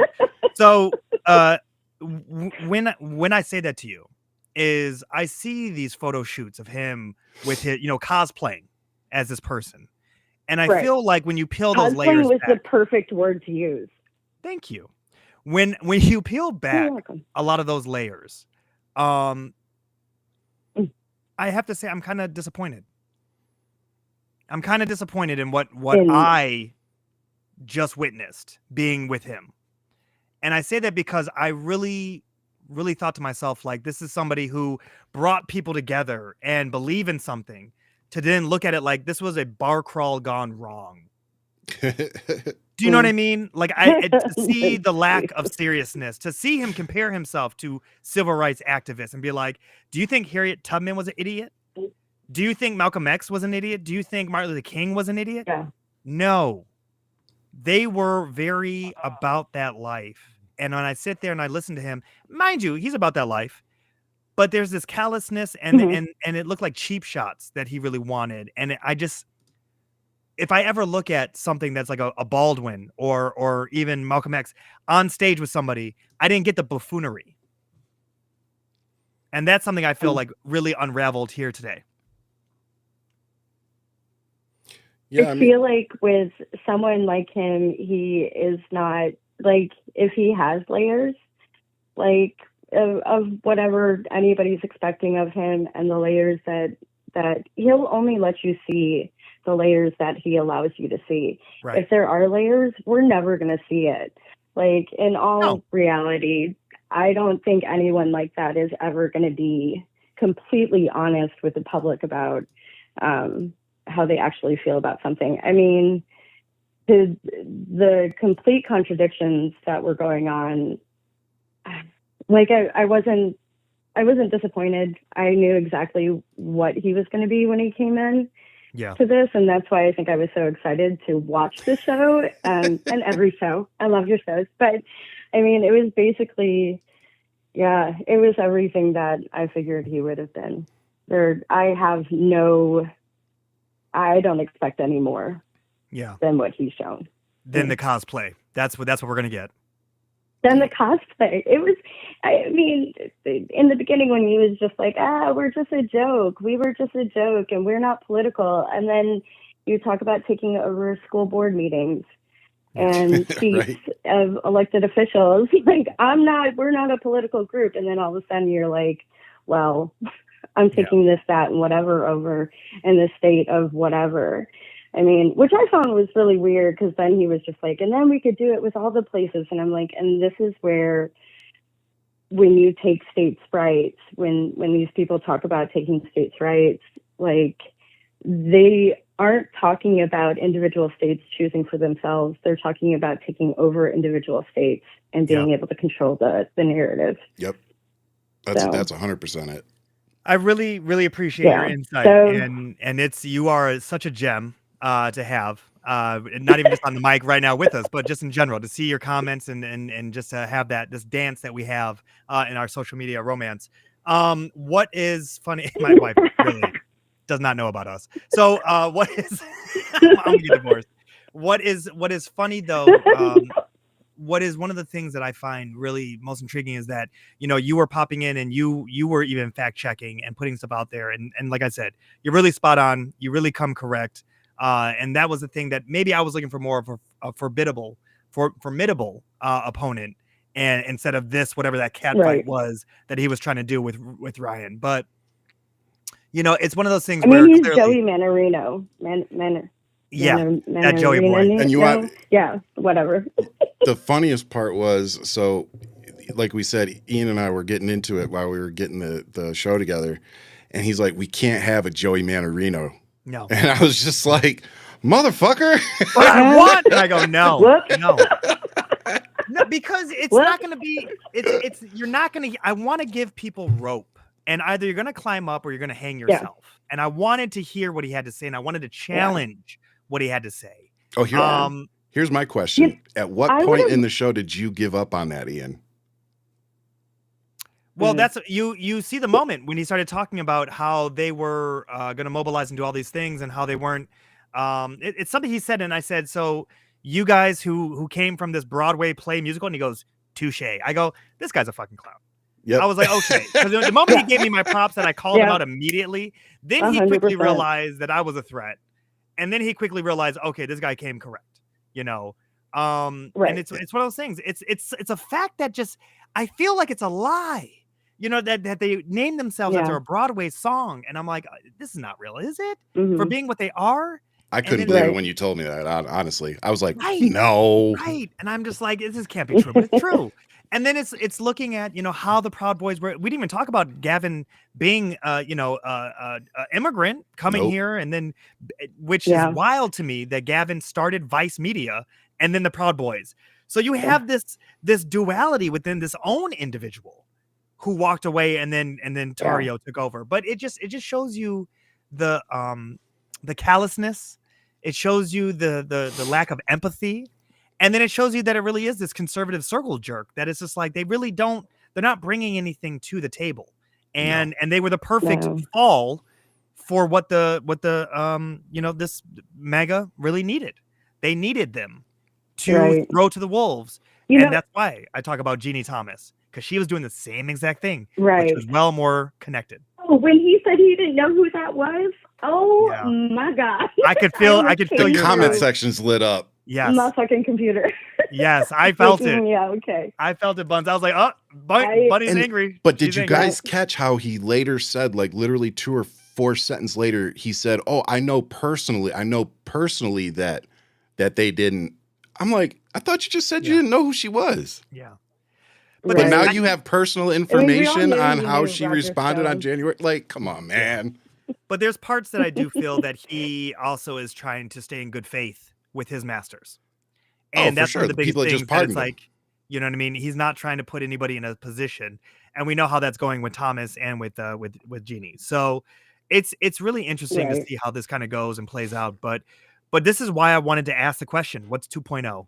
What are we Yeah. looking at? What are we fighting? We need to Right. know what the next phase of all this is. And I hope everybody paid Yeah. attention. I really do.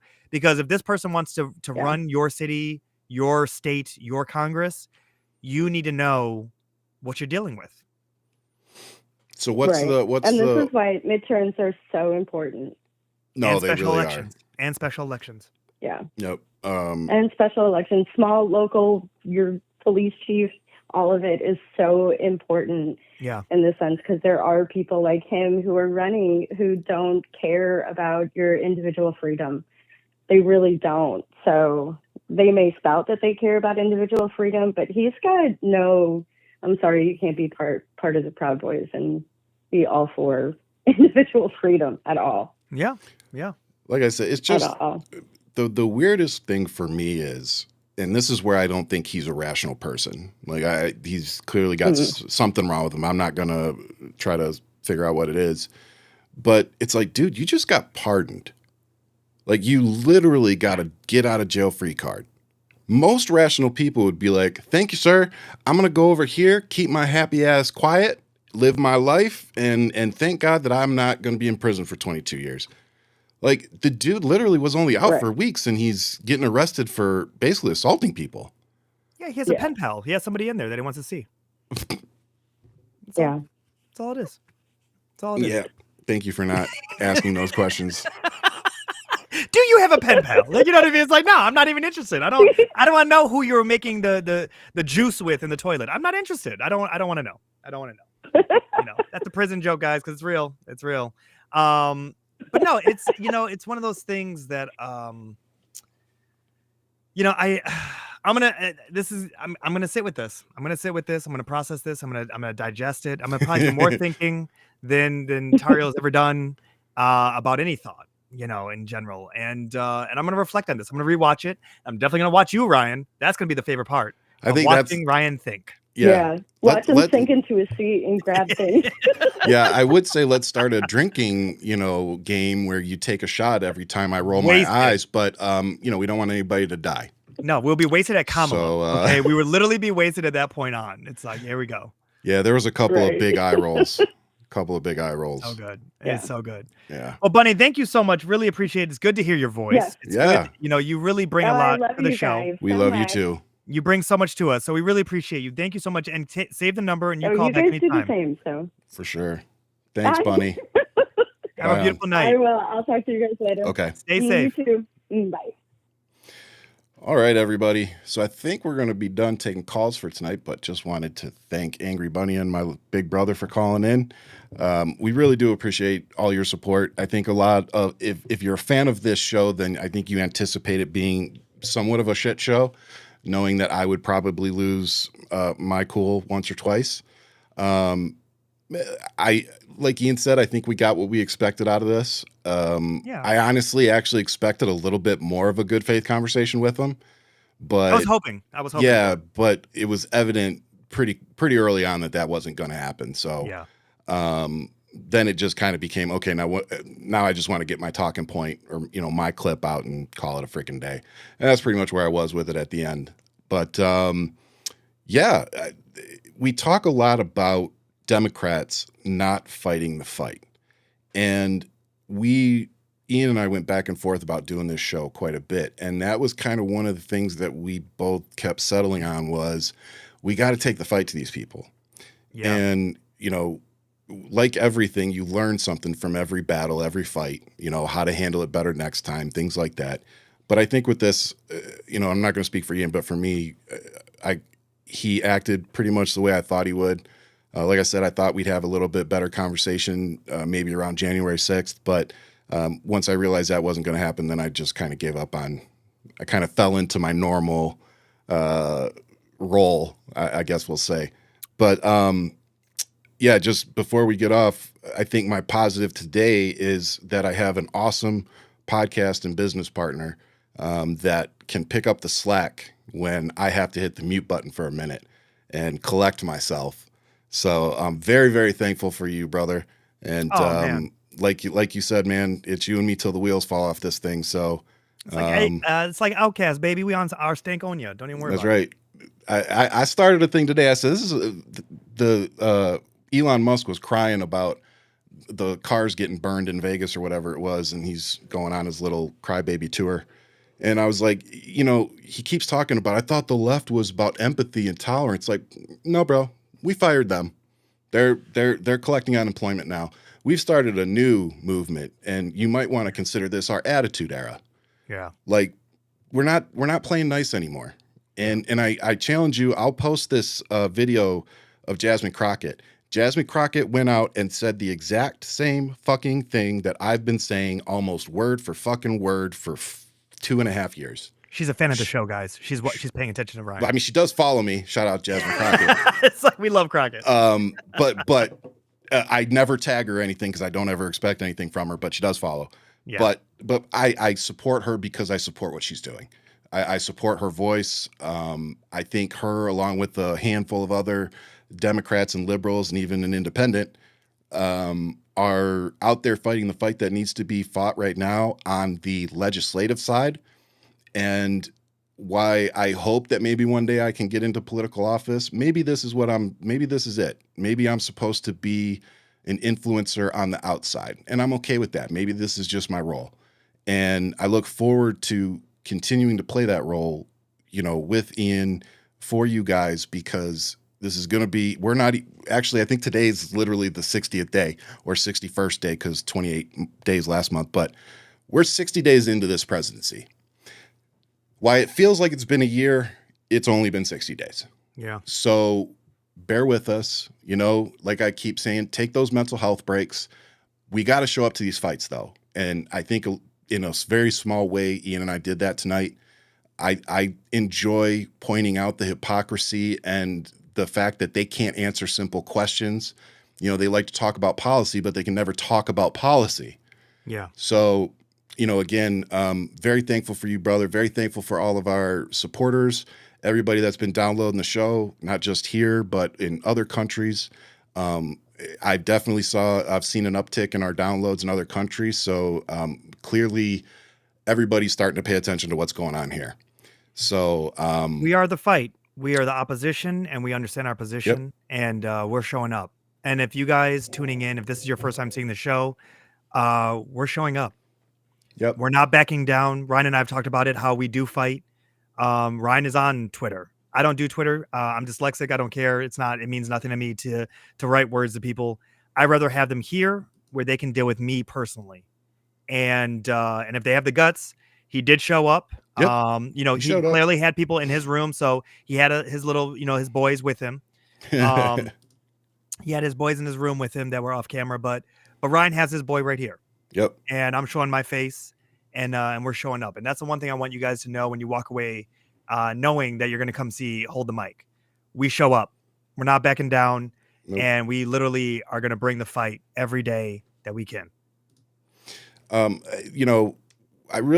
been looking at running. It really is just finding the right opportunity. I'm not real interested in running just to run. Like, I want to know that I have an honest shot to win. So if that opportunity presents itself, I'll jump at it without even questioning it. Jen, my wife, she already knows what the plan is. She's behind it. We've had discussions about it. So if and when the opportunity does come up, whether it's for, a school board seat or a state, seat or whatever, I'll jump at it. But in the meantime, the facts remain that the Democratic Party really doesn't sign off on my approach. And because of that, they don't, like, if you go look at all the social media influencers and stuff, guys, over the last, while Biden was in office, Go see how many times they invited political influencers to the White House and how many of them got invited. Right. Then go see if I ever got invited. That'll tell you everything you need to know. I had bigger followings than some of the people that got invited to the White House. And I think this is the changing of the guard. I think this is, and it's not that we're looking for clout with this. We are looking to actually but it helps. Okay. All right. But my point is that we're looking to get in the mud. Yeah. And really hold people to the flame. And that's the main focus of what I feel like our show is. And as we said, we have special elections in the next month in April. Yeah. And we have midterms that are coming up in 2026. That is our focus. I could care less about an influencer. I could care less about how the Democratic Party wants to either let us in or not. I don't need an invite. I'm kicking in the door. And I'm letting people know that. Schumer keeps bringing casseroles to knife fights. I mean, look, Anthony, I'm going to tell you. No, but Anthony, I'm going to tell you right now. That's a good one. Anthony, I hate your fucking soundboard. Anthony, I'm gonna tell you right now that I really gave it some thought about why Schumer, and he's my congressman. I actually called him, and when I tell you guys that I do this for the show, I also am reaching out to the people here. I'm not playing around, and good or bad, I'm gonna reach out to them and let them know where we stand. But I really do see his side of it, where it's if they did a government shutdown, there would be no courts to fight Trump. Right now, the only fight that we do have against this administration is the courts. That's the reason why they could stop flights and say, you are not doing X, Y, and Z. And we will have a hearing this Friday about X, Y, and Z. So there is a part where I do understand they were put in a position of horrible or terrible, and they went with horrible, which is going to affect mega. Yep. There's no way around it. Look at all these town halls. This is Republicans who are literally upset that they were affected by their own choices. It's not just Republicans anymore. They had a town hall with Mark Kelly and Ruben Gallego here in Arizona. Your boys. And they were letting them have it. Yeah. Yeah. So it's not just Republicans getting it now either. Them getting it. Well, that's because the government's not working. But when you look at that and you're like, okay, but who's in charge of the government? And this is the part where we have to look at who is running things. They can't do anything. And they did what they did. They voted the way they voted. But my point is, when we're trying to sit here and infight about something, the reality is we need to look at long-term strategy, and we need to learn how we need to work together, and we need to build a stronger coalition that is ready to fight. So when you're asked to protest, you show up and you let them know that the bodies are in the streets. But the thing that I'm seeing right now is they're not showing the police use of force, because not a lot of black bodies in the streets, if you have not noticed. It's a lot of Republicans. And the black voices are like, no, this is your lesson to learn. Rightfully so. Not ours. And this is the thing that if you're not noticing, they're trying to goat black people into the streets. They just removed Jackie Robinson, the most American. He is Captain America. They just removed him from his military record. They are trying their hardest to goat black people. Segregation is back in order. My sister and I just called each other laughing, and we said, you know what? Bring that segregation back. We're going to build a new Black Wall Street, and y'all can't come in. That's it. And we'll be armed this time. It will be armed this time. We ain't playing with none of y'all no more. Nope. You know what I mean? Bring back the segregation. You know what I'm saying? Hey, you invited to the barbecue. I mean, I'll do security. No, we don't trust. We don't trust you with security. All right. Okay, well that's fair. That's fair. you just get on the grill. You just go hang out over there. That's it. We need a Ryan Rand. We need some stand up. You know what I'm saying? And I know you don't put raisins in potato salad, so you good. You in. But my point is, when you look at this and you look at where they're going with it, and the fact that we're not getting goaded into any of this, and you look at how they goaded Tarrio to think that he was more important than he was, like he didn't see the writing on the wall. And it's one of those things that I really see where it's like a girl handed him a document. He disclaims that it was just in a group chat that he didn't open. Response. But you know what? If that's how you feel, you didn't look at it. Just on my phone. My man, I got a sister who can hand you a document. You know what I'm saying? So just stand back and stand by. Like you're good. You know what I mean? It's like this is the reality of them. So we'll see. We'll see. But I wanted you guys to get a good taste of who he was, where it wasn't just the glitz and glam of on TV. It's more so of clearly YouTube or X. But we wanted you to see who this person was to pull back on a lot of the cosplaying. And you know what, Ryan? I feel like we accomplished some of that. And you got a nice. Oh, you did. No, you got a nice Ryan rant in there. And you know what? You didn't have the Twitter fingers. You know what I'm saying? You didn't have to do all this. You just got to say it. Yeah. You did get to say some things you wanted to say. No, I definitely did. I didn't hold back entirely, but no. You know, and be honest. What I liked was, you know, it felt justified. Yeah. You know what I mean? Yeah. Like he's like, "Oh, I would never silence you." And it's like, "Well, if you don't shut the fuck up, I'm going to pull." I'll be honest. How was that button? It was beautiful. Off. Oh, it's fucking beautiful. Like my heart actually fluttered when I did it, if I'm being honest. But I did this. Where's Tarrio? Yeah, and I was like, I took his bitch ass off. So, but no, it was like, if you're just gonna talk over me, it's my show. Yeah. Like I'm gonna mute you and I'm gonna finish my point. Okay, now you talk. Yeah. And it was like, you know, we asked you directly, how could you, as a father, you know, this dude's got kids. How are you gonna go out and publicly support a fucking rapist and accused pedophile? Yeah. One day your kids are gonna see that.